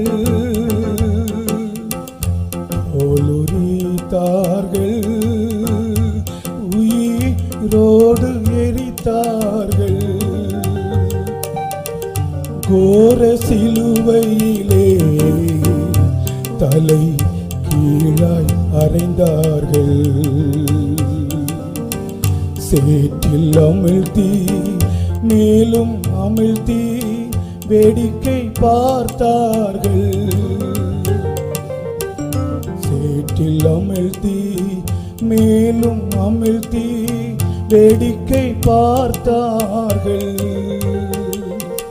கேட்டீர்களா கேட்டீர்களா தேவ ஜனமே கேட்டீர்களா ஆதி நூற்றாண்டின் வைராக்கியத்தை பார்த்தீர்களா பார்த்தீர்களா தேவ ஜனமே பார்த்தீர்களா ஆதி நூற்றாண்டின் வைராக்கியத்தை பார்த்தீர்களா And did you look at that zeal of the முதலாம் first நூற்றாண்டின் century? சபையின் வைராக்கியத்தை பார்த்தீர்களா Did you look at that zeal of the first century Christian? எப்படி அவர்கள் துன்பத்தை சகித்தார்கள் How they endured that persecution? தேவ ஞானம் அருமையானவர்களே And beloved people, because of the wisdom of God. கிறிஸ்து தேவ பலனும் தேவ ஞானமுமாய் வெளிப்படுகிறார் And Christ is manifested as the wisdom of God and the power of God. அவர்களுடைய வாழ்க்கையில் கிறிஸ்து தேவ பலனும் தேவ ஞானமுமாய் வெளிப்பட்டபடினால் Because in their life Christ appeared as the power of God and the wisdom of God. மரணத்துக்கும் துணிந்து நின்றார்கள் And they were bold enough to stand against death. வெட்டி கொன்றார்கள் வெடி வைத்து கொன்றார்கள் தோலுரித்தார்கள் உயிரோடு எரித்தார்கள் கோர சிலுவையிலே தலை கீழாய் அறைந்தார்கள் சேற்றில் அமிழ்த்தி மேலும் அமிழ்த்தி வேடிக்கை பார்த்தார்கள் இதெல்லாம் முதலாம் நூற்றாண்டின் காலத்திலே சபை போன உபத்திரவம் And these are all the aspects of persecution the church went through in the first century. எனக்கு பாட வேண்டும் என்று ஆசை இருக்கிறது சரீரம் ஒத்து போகிறதில்லை I want to sing but my body doesn't cooperate. ஆவி உற்சாகம் உள்ளது மாம்சமும் பலவீனமா இருக்கிறது Yeah, the spirit is willing but the flesh is weak. பாடி பாடியே சாகணும் என்று தான் நான் ஆண்டவரிடத்திலே கேட்டுக் கொண்டிருக்கிறேன் I am asking Lord, let me sing and sing repeatedly, then I will die. நான் பாடிக்கொண்டிருக்கும் போதே ஜீவன் போனால் நல்லது என்று நினைக்கிறேன் And I think that it would be better that life departs from me as I sing. கர்த்தருக்கு ஸ்தோத்திரம். Praise the Lord. கர்த்தராகிய இயேசு கிறிஸ்து நமக்கு தேவ ஞானமும் தேவ பலனுமாக Yeah, இருக்கிறார். the Lord Jesus, he is the wisdom of God and the power of God to us. அவருடைய ஒலிவமலை பிரசங்கமும் அந்த ஞானம்தான். Yeah, that is the preaching in the olive mount is his wisdom. சபைக்குள்ளே அந்த ஞானம்தான் And வெளிப்படுகிறது. in the church that wisdom is revealed. அது உனக்கு சுபாவத்தை உருவாக்குகிறது. And that will create that divine nature. மறுபகுதியிலே கிறிஸ்துவுக்காய் பாடுபட உன்னை பலப்படுத்துகிறார். And the other side it will strengthen you to suffer past Jesus. கர்த்தருக்கு ஸ்தோத்திரம். Praise the Lord. உன்னுடைய குடும்பத்தில் உள்ள துன்பங்களை கண்டு நீ பயப்படாதே. And do not be afraid about the sufferings in your home. கலங்காதே. Do not be dismayed. உன்னுடைய வேலை செய்கிற இடத்தில் உனக்கு எதிராய் வருகிற பாடுகளை குறித்து நீ பயப்படாதே. And those sufferings which you have in your work spot, don't fear. கர்த்தர் நல்லவர். The Lord is good. உண்மை உள்ளவர். He is faithful. அவர் உனக்கு ஒரு அனந்த ஞானத்தை தருகிறார். And he is giving you the manifold wisdom. இது சாலமோனின் ஞானத்தை விட பெரிய ஞானம். And this is the wisdom greater than the wisdom of Solomon. இந்த ஞானத்தை பெற்றுக்கொள்ள நீ என்ன வெகுமதியை கொடுக்கிறாய்? And to receive this wisdom, what present you want to give to God? நீ உன்னையே வெகுமதியாய் கொடுப்பாயாக. And will you give yourself as the gift to God? ஆமென். அவருடைய ஞானத்தை கர்த்தர் உனக்கு தருகிறார். Yeah, the Lord will give his own wisdom to you. இந்த சபையின் மூலமாய் அந்த ஞானம் உனக்கு பெற்றுக்கொள்ள முடியும். And through this church you can receive that wisdom. கர்த்தருடைய சமூகத்திலே உன்னை ஒப்புக்கொடுப்பாயாக. And surrender in the presence of the Lord. உங்களுடைய கண்களை மூடுங்கள். Close your eyes. இந்த ஞானத்தை பெற்றுக்கொள்ள விரும்புகிறவர்கள் எல்லாரும் எழும்பி நில்லுங்க. And those of you who want to receive this wisdom, please stand up. ஆண்டவரே, எனக்கு இந்த ஞானம் வேண்டும் என்று விரும்புகிறவர்கள் எழும்பி நில்லுங்க. And you say, Lord, please give me this wisdom. Those of you who want it to stand up. இந்த ஞானம் தான் இந்த பாதையிலே உன்னை கொண்டு போகும். And this wisdom will guide you in this way. கர்த்தர் உன்னை மகா ஞானத்தால் நிரப்புகிறார். And with the exceeding wisdom God will fill you. ஆண்டவருக்காக பாடுபடும்படியாய் உன்னை பலப்படுத்துகிறார். And it will strengthen you so that you may suffer for the Lord. ஆண்டவருடைய சுபாவங்களை உனக்குள்ளே உருவாக்குகிறார். And it will be creating the divine nature of the Lord in you. இதோ வெகுமதியாக நான் என்னையே கொடுக்கிறேன் என்று சொல்வாய். And you say, Lord, now as a present, as a gift, I give myself to you. பேசுங்கள், ஆண்டவரிடத்திலே பேசுங்கள்.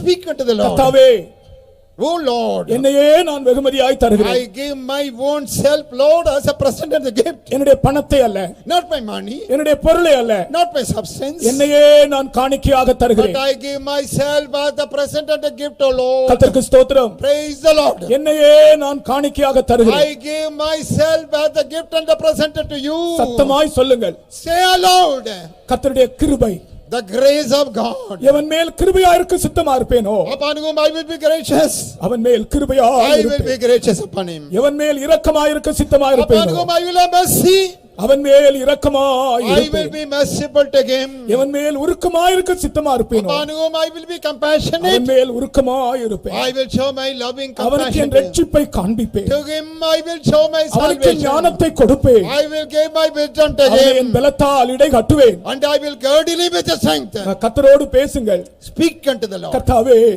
Oh உம்முடைய Lord, கிருபை எனக்கு வேண்டும். I want your என்னை grace. தாழ்த்துகிறேன் என்று And சொல்லுங்கள். you say, Lord, I என்னுடைய humble. மனம் ஏற்றுமையை எடுத்து போடும் என்று And சொல்லுங்கள். you say, Lord, take away my pride.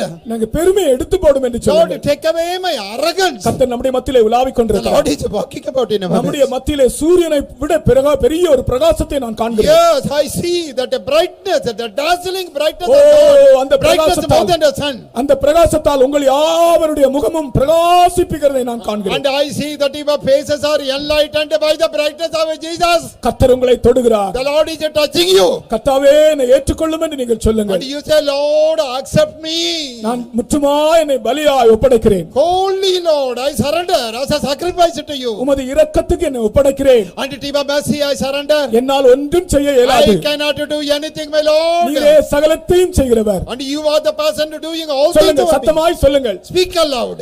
உங்களுடைய கைகளை தட்டுங்கள். You clap your அவரை hands. மகிமைப்படுத்துங்கள். Glorify the Lord. உம்மையில்லாமல் எனக்கு ஒன்றும் செய்ய முடியாது என்று சொல்லுங்கள். Amen. Hallelujah. Without you, Jesus, I cannot do anything. முற்றுமாய் பலியாயிதோ என் இயேசுவே, தத்தமாய் படைக்கிறேனே.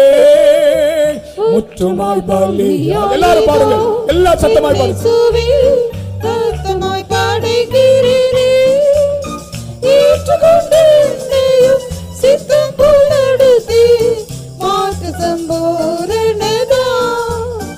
ஏற்றுக்கொண்டு என்னையும் சித்தம் போல் நடத்தி, மார்க்க சம்பூரணதா.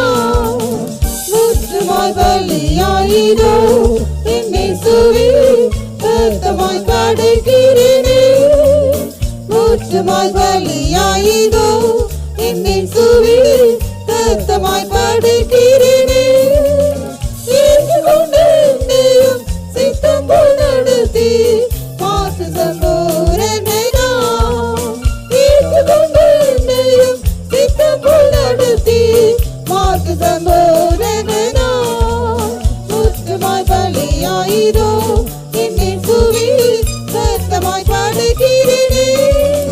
முற்றுமாய் பலியாயிதோ என் இயேசுவே, தத்தமாய் படைக்கிறேனே. ஏற்றுக்கொண்டு என்னையும் சித்தம் போல் நடத்தி, மாற்று சம்பூரணதா. ஏற்றுக்கொண்டு என்னையும் சித்தம் போல் நடத்தி, மாற்று சம்பூரணதா. முற்றுமாய் பலியாயிதோ என் இயேசுவே, தத்தமாய் படைக்கிறேனே. ஏற்றுமாய் பலியாயிதோ என் இயேசுவே, தத்தமாய் படைக்கிறேனே.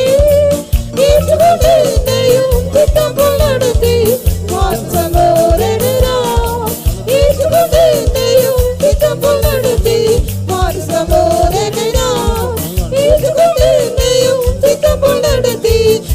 సమూరనెనా తీసుకుంటూ నేను సిద్ధములడుతి మాసు సమూరనెనా తీసుకుంటూ నేను సిద్ధములడుతి మాసు సమూరనెనా తీసుకుంటూ నేను సిద్ధములడుతి మాసు సమూరనెనా తీసుకుంటూ నేను సిద్ధములడుతి మాసు సమూరనెనా తీసుకుంటూ నేను సిద్ధములడుతి mass సమూరనెనా. Jesus, worship you, we worship you. அருமையான தேவனுடைய ஜனமே, Beloved people of God, நடந்த சம்பவமோ இல்லாவிட்டால் அது ஒரு கதையோ எனக்கு தெரியாது.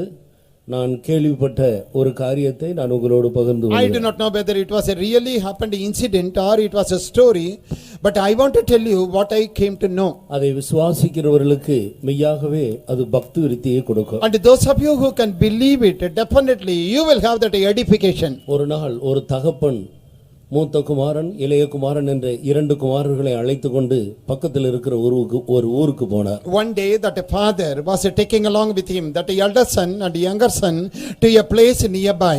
திடீரென்று எங்கேயோ மழை பெய்து எதிர்பாராத விதத்தில் அந்த ஆற்றிலே தண்ணீர் வந்துவிட்டது. And suddenly somewhere there was a torrential downpour and a river was nearby and that river was swelling because of that flood water. எப்படியும் அவசியம் அந்த கரைக்கு போய் சேர வேண்டியதாக இருந்தது. But these three people by somehow or other they had to necessarily go to the other side of that river. இந்த தகப்பன் தன்னுடைய பிள்ளைகளை கேட்டார். And this father asked his children, எங்கேயோ மழை பெய்து நாம் எதிர்பாராத விதத்தில் இப்போது தண்ணீர் வந்து கொண்டிருக்கிறது. see somewhere there had been a torrential rain and there is a sudden flash of a flood. பெரிய வெள்ளம் இந்த ஆற்றுக்குள்ள வருவதற்கு முன்பாக நாம் சீக்கிரமா இதை கடந்து போகலாம் என்று யோசிக்கிறேன். நீங்கள் என்ன சொல்லுகிறீர்கள்? And then the father said, see, before that river is flowing with a flood water, I think that we can cross over. What do you say? மூத்த மகன் சொன்னான் அவன் போய்விடலாம் என்று. And then the elder son said, yes, it is possible. இளைய மகன் சொன்னான் அப்பா நீங்கள் என்ன சொல்லுகிறீர்களோ அப்படியே செய்கிறேன். And then the younger son said, whatever father he was saying, I will do just the same. தகப்பன் மூத்த மகனிடத்திலே எப்படி போகலாம் என்று கேட்டார். And then the father asked that the elder son, how we can cross over this river? உங்களுடைய கையை நீட்டுங்கள், நான் அதை உறுதியாக பிடித்துக் கொள்கிறேன். You just stretch forth your hand, I will hold it fast. இளைய மகன் சொன்னான் அப்பா என்னால பிடிக்க முடியாது, என் கையை நான் நீட்டுறேன், நீ என்ன பிடிச்சுக்கோன்னா. And that the younger son said, father, I cannot hold your hand fast, I just stretch out my hand, you hold my hand. மூத்த மகன் தகப்பனுடைய ஒரு கையை பிடித்துக் கொண்டார். And that elder son took hold of that hand of that father. இளைய மகனுடைய கையை தகப்பன் பிடித்துக் கொண்டார். And then the hand of that younger son the father took hold of. அந்த ஆற்றிலே இறங்குகிறார்கள். And now they are stepping down into that river. போக போக தண்ணீர் அதிகமாகிக் கொண்டே As they were going deeper and deeper, the water level was higher. இப்பொழுது உச்ச கட்டத்துக்கு வந்து விட்டது. And now the maximum level of water they are going through. குறைய தகப்பனுடைய கழுத்து அளவுக்கு தண்ணீர் வந்து And it was almost the neck deep of that father. மிக தடுமாறி போய் கொண்டிருக்கிறார். They were stumbling with difficulty, they were going. திடீரென்று அந்த வெள்ளம் வந்த வேகத்தில் மூத்த மகன் பிடித்து பிடித்து பிடித்து கடைசியாக பிடியை தளர விட்டார். And finally, you know, that a flood water was going so swiftly, the current was fast, and that the elder son, he went on to hold the hand of the father, but finally he couldn't keep it. அவனை விட இந்த சிறிய பையனோ இன்னும் அலக்களிக்கப்படுகிறான். And you know, more than that, this small younger son, he was being troubled this side and that side. மூத்த மகன் கையை தளர விட்டபோது வெள்ளம் போன போக்கிலே அடித்து கொண்டு போகும். And that when the elder son, you know, when he left that hold go, then that flood water carried him away. இளைய குமாரனுடைய கையை தகப்பன் பிடித்திருந்தபடியினால் அது அதிகமாக அலக்களிக்கப்பட்டாலும் தகப்பனோ பிடியை விடவே இல்லை. But because this father was holding the hand of that younger son, because he was holding, he did not allow it to go. தகப்பனும் இளைய மகனும் வெற்றியோடு கரை சேர்ந்தார். And victoriously this father and the younger son reached the other shore of that river. கிறிஸ்துவ வாழ்க்கை அநேக வெள்ளங்களை கடந்து போக வேண்டிய Yes, a வாழ்க்கை. Christian life is something where we have to cross over many types of floods. ஆனாலும் ஒன்று செய்ய வேண்டும். But yet we have to do one thing. ஆண்டவரே என் கைகளை நீட்டுகிறேன், நீ என்னை பிடித்துக் கொள்ளும். We have to say, "Oh Lord, I stretch forth my hand, you hold it fast." ஆண்டவர் பிடித்தாரானால் ஒருபோதும் அதை பறிக்க யாராலும் முடியாது. And if only the Lord will hold our hand, then nobody will be able to take it away. நீ ஒரு இளைய குமாரனை போல ஒப்பு கொடுத்து விடுவாயானால், And like that younger son, if only you will surrender. இந்த கிறிஸ்துவ வாழ்க்கையின் முடிவு உனக்கு ஒரு பெரிய வெற்றியாக Oh, மாறும். the end of this Christian life will be a marvelous victory. எத்தனை பேர் இதை How விசுவாசிக்கிறீர்கள்? many of you believe it? வெகு சீக்கிரத்திலே இந்த உலக வாழ்வு கடந்து போக போகிறது. And very soon this worldly life will pass away. இதோ மகிமையான ஒரு நகரம் நம்முடைய கண்களுக்கு முன்பாக மிக சமீபமாக காட்சியளிக்கிறது. And see, a glorious city very soon will appear before our eyes. அதுதான் அசையாத நிலையான நகரமாகிய நமது ஆண்டவருடைய பரலோக And ராஜ்யம். that is the kingdom of heaven, which is unmovable, which will never shake. கர்த்தர் ஒரு அபிஷேகத்தை தரப்போகிறார். And the Lord is going to give an anointing. விசேஷித்த வல்லமையை ஊற்ற போகிறார். And a special power the Lord is going to pour over. யார் இளைய குமாரனை போல நான் என் கைகளை நீட்டுகிறேன், ஆண்டவரே நீர் என்னை பிடித்துக் கொள்ளும் என்று எத்தனை பேர் ஒப்பு கொடுக்க போகிறார்? How many of you are going to say, "Lord, like that younger son, I am touching both my hand, hold it." இந்த அபிஷேகம் அப்படிப்பட்டவர்களுக்குரியதாக மாறுகிறது. And this anointing is to them. பால் மறந்த குழந்தையாக மாறுவோமாக. And let us become the weaned children. ஆண்டவருக்கு மனப்பூர்வமாய் ஒப்பு கொடுக்கப்பட்ட ஒரு ஜீவிய செய்யும்படி சமர்ப்பிப்போமா. And let us surrender so that we may lead a life pleasing to God. ஷபகத்துடா வாலாரியா. ஷபகத்துடா வாலாரியா. முற்றுமாய் பலியாயிதோ இயேசுவே தத்தமாய் படைக்கிறீரே. முற்றுமாய் பலியாயிதோ இயேசுவே தத்தமாய் படைக்கிறீரே. ஏற்றுக்கொண்டு என்னையும் சித்தம் போல் நடத்தி மாற்று சம்பூரணனா. ஏற்றுக்கொண்டு என்னையும் சித்தம் போல் நடத்தி மாற்று சம்பூரணனா. முற்றுமாய் பலியாயிதோ இயேசுவே தத்தமாய் படைக்கிறீரே. முற்றுமாய் பலியாயிதோ இயேசுவே தத்தமாய் படைக்கிறீரே. ஏற்றுக்கொண்டு என்னையும் சித்தம் போல் நடத்தி மாற்று சம்பூரணனா. ஏற்றுக்கொண்டு என்னையும் சித்தம் போல் நடத்தி மாற்று சம்பூரணனா. முற்றுமாய் பலியாயிதோ இயேசுவே தத்தமாய் படைக்கிறீரே. முற்றுமாய் பலியாயிதோ இயேசுவே தத்தமாய் படைக்கிறீரே. ஏற்றுக்கொண்டு என்னையும் சித்தம் போல் நடத்தி மாற்று சம்பூரணனா. ஏற்றுக்கொண்டு என்னையும் சித்தம் போல் நடத்தி மாற்று சம்பூரணனா. ஏற்றுக்கொண்டு என்னையும் சித்தம் போல் நடத்தி மாற்று சம்பூரணனா. ஏற்றுக்கொண்டு என்னையும் சித்தம் போல் நடத்தி மாற்று சம்பூரணனா. ஏற்றுக்கொண்டு என்னையும் சித்தம் போல் நடத்தி மாற்று சம்பூரணனா.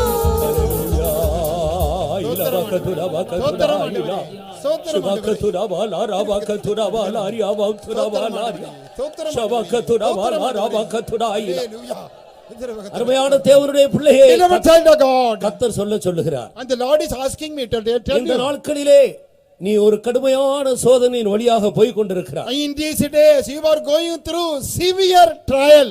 நீ ஒரு குழந்தையை போல உன் கைகளை நீட்டி, ஆண்டவரே நீர் என்னை பிடித்துக் கொள்ளும் என்று உன்னை தாழ்த்தி ஒப்பு கொடுத்தபடியினால், And because like a child now you have stretched both your hand saying, "Lord, hold my hand." நீ போய் கொண்டிருக்கிற இந்த சோதனையிலே உனக்கு மகா பெரிய ஜெயம் என்று கர்த்தர் And சொல்லுகிறார். the Lord says, "You have got a marvelous victory in that trial you are now going உன்னை through." தாழ்த்தினபடியினால் தேவ ஞானம் உனக்கு ஜெயத்தை கொடுக்கிறது. And because you humbled yourself, the wisdom of God is giving you victory. உன்னை முற்றிலும் ஒப்பு கொடுத்தபடியினால் தேவ ஞானம் உனக்கு ஜெயக்கொடி ஏற்றுகிறது. Because you surrendered yourself wholly, the wisdom of God is raising that banner. விசுவாசித்து கலிகூறுங்கள். Believe and rejoice. ஒருவேளை அது உங்களுடைய வியாதியா இருக்கலாம். And probably that may be your sickness. கர்த்தர் உனக்கு பூரண சுகத்தை The Lord கட்டளையிடுகிறார். is giving you perfect healing. ஒருவேளை உன்னுடைய தொழிலில் ஏற்பட்டிருக்கிற சரிவாக இருக்கலாம். And probably it is a loss in your business.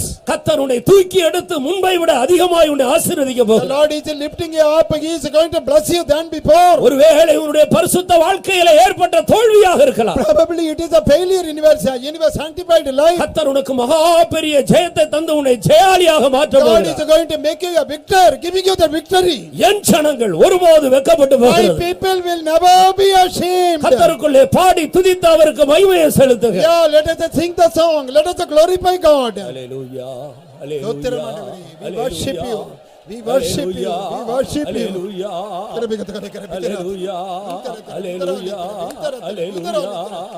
ஹalleluya ஹalleluya ஹalleluya பாடிய பரனை துதி மனமே துதி மனமே கொண்டாடி துதி தினமே பாடி பரனை துதி மனமே துதி மனமே கொண்டாடி துதி தினமே பாடி பரனை துதி மனமே துதி மனமே கொண்டாடி துதி தினமே பாடி பரனை துதி மனமே துதி மனமே கொண்டாடி துதி தினமே பாடி பரனை துதி மனமே துதி மனமே கொண்டாடி துதி தினமே பாடி பரனை துதி மனமே துதி மனமே கொண்டாடி துதி தினமே பாடி பரனை துதி மனமே துதி மனமே கொண்டாடி துதி தினமே பாடி பரனை துதி மனமே துதி மனமே கொண்டாடி துதி தினமே பாடி பரனை துதி மனமே துதி மனமே கொண்டாடி துதி தினமே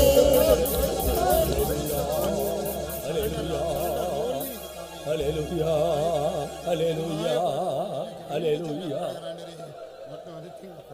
மெய்யாகவே கர்த்தர் உங்களில் பலரையும் சுகமாக்கிறார். Yeah, really, the Lord had healed many among you. அதற்கு அடையாளம் உங்களுக்குள் இருந்ததான அந்த அந்தகார ஒரு இருள் உங்களை விட்டு போய் இருக்கிறதை நீங்கள் உணர்கிறீர்கள். And the symptom is that darkness, that utter darkness within you had been removed. You were able to feel that. மெய்யாகவே கர்த்தர் உங்களுடைய குடும்பத்தை உங்களுடைய தொழிலை ஆசீர்வதித்தார். Definitely, the Lord had blessed your business and your home. அதற்கு அடையாளம் உங்களுக்குள்ள ஒரு பெரிய சமாதானம் வந்திருக்கிறது. Because that sign is you have got a great peace in you. இதை உணர்கிறவர்கள் மட்டும் கரங்களை உயர்த்துவோமா? And those of you who feel and accept it, raise your hand. Hallelujah Hallelujah. கர்த்தர் நம்முடைய கூட்டத்தை பொறுப்படுத்தி நடத்தும்படினால் நாம் எல்லாரும் ஸ்தோத்திரம் பண்ணுவோம். ஸ்தோத்திரம் ஸ்தோத்திரம் ஸ்தோத்திரம் ஸ்தோத்திரம் ஸ்தோத்திரம் ஸ்தோத்திரம் ஸ்தோத்திரம். இந்த இரண்டாம் நாள் அநேக இடங்களிலே சுற்றிலும் மழை பெய்து கொண்டிருந்தது. ஆனால் ஆண்டவரோ நமக்கு ஆச்சரியவிதமான இயற்கையை அனுகூலமாக்கி தந்தார். காரணம் என்னவென்றால் மழைக்கு ஒரு தகப்பன் உண்டோ என்று வேதத்தில் ஒரு கேள்வி உண்டு. அந்த கேள்விக்கு பதில் அங்கேயே இருக்கிறது. ஆண்டவர் தான் தகப்பனாக இருக்கிறார். ஹல்லேலூயா. புறஜாதியார்களுடைய தேவர்களில் ஒருவரும் மழையை வர்ஷிக்க பண்ண முடியாது. மழை கர்த்தரால் வருகிறது. அந்த தேவன் இயற்கை நமக்கு அனுகூலமாக்கி அருமையான தேவனுடைய வார்த்தைகளை கேட்டு மகிழ நமக்கு உதவி செய்தாரே, அதை நினைத்து எல்லாரும் சேர்ந்து கம்பீரமாக கரங்களை உயர்த்தி ஸ்தோத்திரம் பண்ணுவோம். ஸ்தோத்திரம் ஸ்தோத்திரம் ஸ்தோத்திரம் ஸ்தோத்திரம் ஸ்தோத்திரம் ஸ்தோத்திரம் ஸ்தோத்திரம் ஸ்தோத்திரம் ஸ்தோத்திரம் ஸ்தோத்திரம் ஸ்தோத்திரம் ஸ்தோத்திரம் ஸ்தோத்திரம் ஸ்தோத்திரம் ஸ்தோத்திரம் ஸ்தோத்திரம் ஸ்தோத்திரம் ஸ்தோத்திரம். இந்த இரண்டாம் நாள் கர்த்தர் கூட்டி சேர்த்த எல்லா திரளான தேவ ஜனங்களுக்காய் ஸ்தோத்திரம் பண்ணுவோம். ஸ்தோத்திரம் ஸ்தோத்திரம் ஸ்தோத்திரம் ஸ்தோத்திரம் ஸ்தோத்திரம் ஸ்தோத்திரம். ஒவ்வொருவருடைய தேவைகளை அறிந்த ஆண்டவர் ஒவ்வொருவருக்கும் தேவையான அவருடைய திருவாய் மொழிகளை பரலோகத்திலிருந்து பொழிந்தாரே, அதற்காய் ஸ்தோத்திரம் பண்ணுவோம். ஸ்தோத்திரம் ஸ்தோத்திரம் ஸ்தோத்திரம் ஸ்தோத்திரம் ஸ்தோத்திரம் ஸ்தோத்திரம் ஸ்தோத்திரம். இன்னும் இருக்கிற 2 நாள் கூட்டங்கள் மிக சிறப்பாக ஆசீர்வாதமாக நடக்க கர்த்தர் உதவி செய்ய முடியாது. ஸ்தோத்திரம் பண்ணுவோம். ஸ்தோத்திரம் ஸ்தோத்திரம் ஸ்தோத்திரம் ஸ்தோத்திரம் ஸ்தோத்திரம். தேவனுடைய வார்த்தைகளை அறிவிக்க முடியாக தேவன் தம்முடைய ஊழியர்களை பலப்படுத்தினால் ஸ்தோத்திரம் பண்ணுவோம். ஸ்தோத்திரம் ஸ்தோத்திரம் ஸ்தோத்திரம். எல்லா கனமும் மகிமையும் துதியும் கர்த்தர் ஒருவருக்கே கொடுத்து ஸ்தோத்திரம் பண்ணுவோம். ஸ்தோத்திரம் ஸ்தோத்திரம் ஸ்தோத்திரம் ஸ்தோத்திரம் ஸ்தோத்திரம் ஸ்தோத்திரம் ஸ்தோத்திரம். ஹல்லேலூயா. அன்பின் இறக்க நல்ல பிதாவே, நன்றி சோத்திரம் துதிக்கும் தகப்பனே, கிருபையாய் கர்த்தாவே, உன்னுடைய சமூகம் கர்த்தாவே எங்கள் மத்தியில் இருந்தபடினால் அந்த கிருபைக்காக நன்றி சோத்திரம் துதிக்கிறோம். எங்களுக்கு ஒவ்வொருக்கும் கர்த்தாவே மகிமுள்ள சமூகத்தை கொடுத்து, கிருபுள்ள சமூகத்தை கொடுத்து, பரிசுத்தமான சமூகத்தை கொடுத்து, கிருபுள்ள சமூகத்தை கொடுத்தபடினால் அந்த கிருபைக்காக நாங்கள் நன்றி சோத்திரம் துதிக்கிறோம். உன்னுடைய சமூகத்தில் கர்த்தாவே நாங்கள் கடந்து வர இருந்த எல்லாம் தடையெல்லாம் மாற்றி உன் சமூகத்தில் கொண்டு வந்து கர்த்தாவே உமோடு கூட கர்த்தாவே உருவாட இப்படிப்பட்ட ஒரு பாக்கியத்தை எங்களுக்கு எல்லாருக்கும் நீ கிருபை செய்தபடினால் அந்த கிருபைக்காகவும் தயவுக்காகவும் நன்றி சோத்திரம் துதிக்கிறோம். எங்களுடைய பாட்டு தூது கர்த்தாவே ஜீவனில் சாட்சி எல்லாத்தையும் ஆவிக்குள்ளாக மாற்றி வந்தபடினால் அந்த கிருபைக்காக நன்றி சோத்திரம் துதிக்கும் தெய்வமே. வெகுமதி குறித்து கர்த்தாவே எங்களோடு கூட பேசின நல்ல வார்த்தைகளுக்காக அந்த கிருபைகளுக்காக நன்றி சோத்திரம் துதிக்கிறோம். ஆண்டவரே விசேஷமாக கர்த்தாவே என்னிடத்தில் வருகின்றவனை ஒருவனை புறம்பே தள்ளுன்னு சொன்ன தெய்வம் எங்கள் ஒருவரை கத்தை புறம்பே தள்ளாதபடி வெகுமதியை கத்தை பெற்றுக்கொள்ள எங்கள் தகுதிப்படுத்தி கொண்டு வந்தபடினால் அந்த கிருபைக்காக நன்றி சோத்திரம் துதிக்கிறோம். ஞானத்தினுடைய கத்த வெகுமதியை குறித்து நாங்கள் அறிந்து கொள்ளவும் ஆண்டவரே நீரே எங்களுக்கு கத்தை போதுமானதாக இருக்கும்படினால் அந்த கிருபைக்காக அந்த தயவுக்காக நன்றி சோத்திரம் துதிக்கிறோம். வெகுமதியை கத்தாவை நாங்கள் கடைசி பாதுகாத்துக் கொள்ள அதுக்கேற்ற கிருபையும் பலனும் அபிஷேகத்தையும் ஆண்டவரே எங்கள் தந்திருக்கும்படினால் அந்த கிருபைக்காக நன்றி சோத்திரம் துதிக்கிறோம். தாசனை கொண்டு கத்தன் பேசின நல்ல வார்த்தைகளுக்காக நன்றி சோத்திரம் துதிக்கிறோம் கர்த்தாவே. ஆண்டவரே இப்பொழுது கர்த்தாவே எங்களுடைய பிரயாணத்தில் எல்லாம் உன் சமூகம் கூட இருக்கட்டும் கர்த்தாவே, பாதுகாக்க வேண்டும் கர்த்தாவே. விசேஷமாக நாளைக்கு மறுநாளைக்கு நடக்கின்ற கூட்டம் முழுதுமாய் உன் சமூகத்தினால் நிரப்பும் அநேக ஜனத்தை கொண்டு வாரும் ஆண்டவரே. மாசற்ற வரைக்காக எங்கள் ஒவ்வொருவரையும் தகுதிப்படுத்தும். எல்லாவற்றையும் இயேசுவின் நாமத்தில் கேட்டுக்கொள்கிறோம் நல்ல பிதாவே, ஆமென். நம்முடைய கர்த்தராகிய இயேசு கிறிஸ்துவின் கிருபையும் பிதாவாகிய தேவனுடைய அன்பும் பரிசுத்த ஆவியின் ஐக்கியமும் நம் அனைவரோடும் சதா காலங்களிலும் இருப்பதாக. அல்லேலூயா, அல்லேலூயா, சத்தமாய் ஒரு அல்லேலூயா சொல்லுவோம். அல்லேலூயா, அல்லேலூயா, அல்லேலூயா. எல்லாருக்கும் ஸ்தோத்திரம்.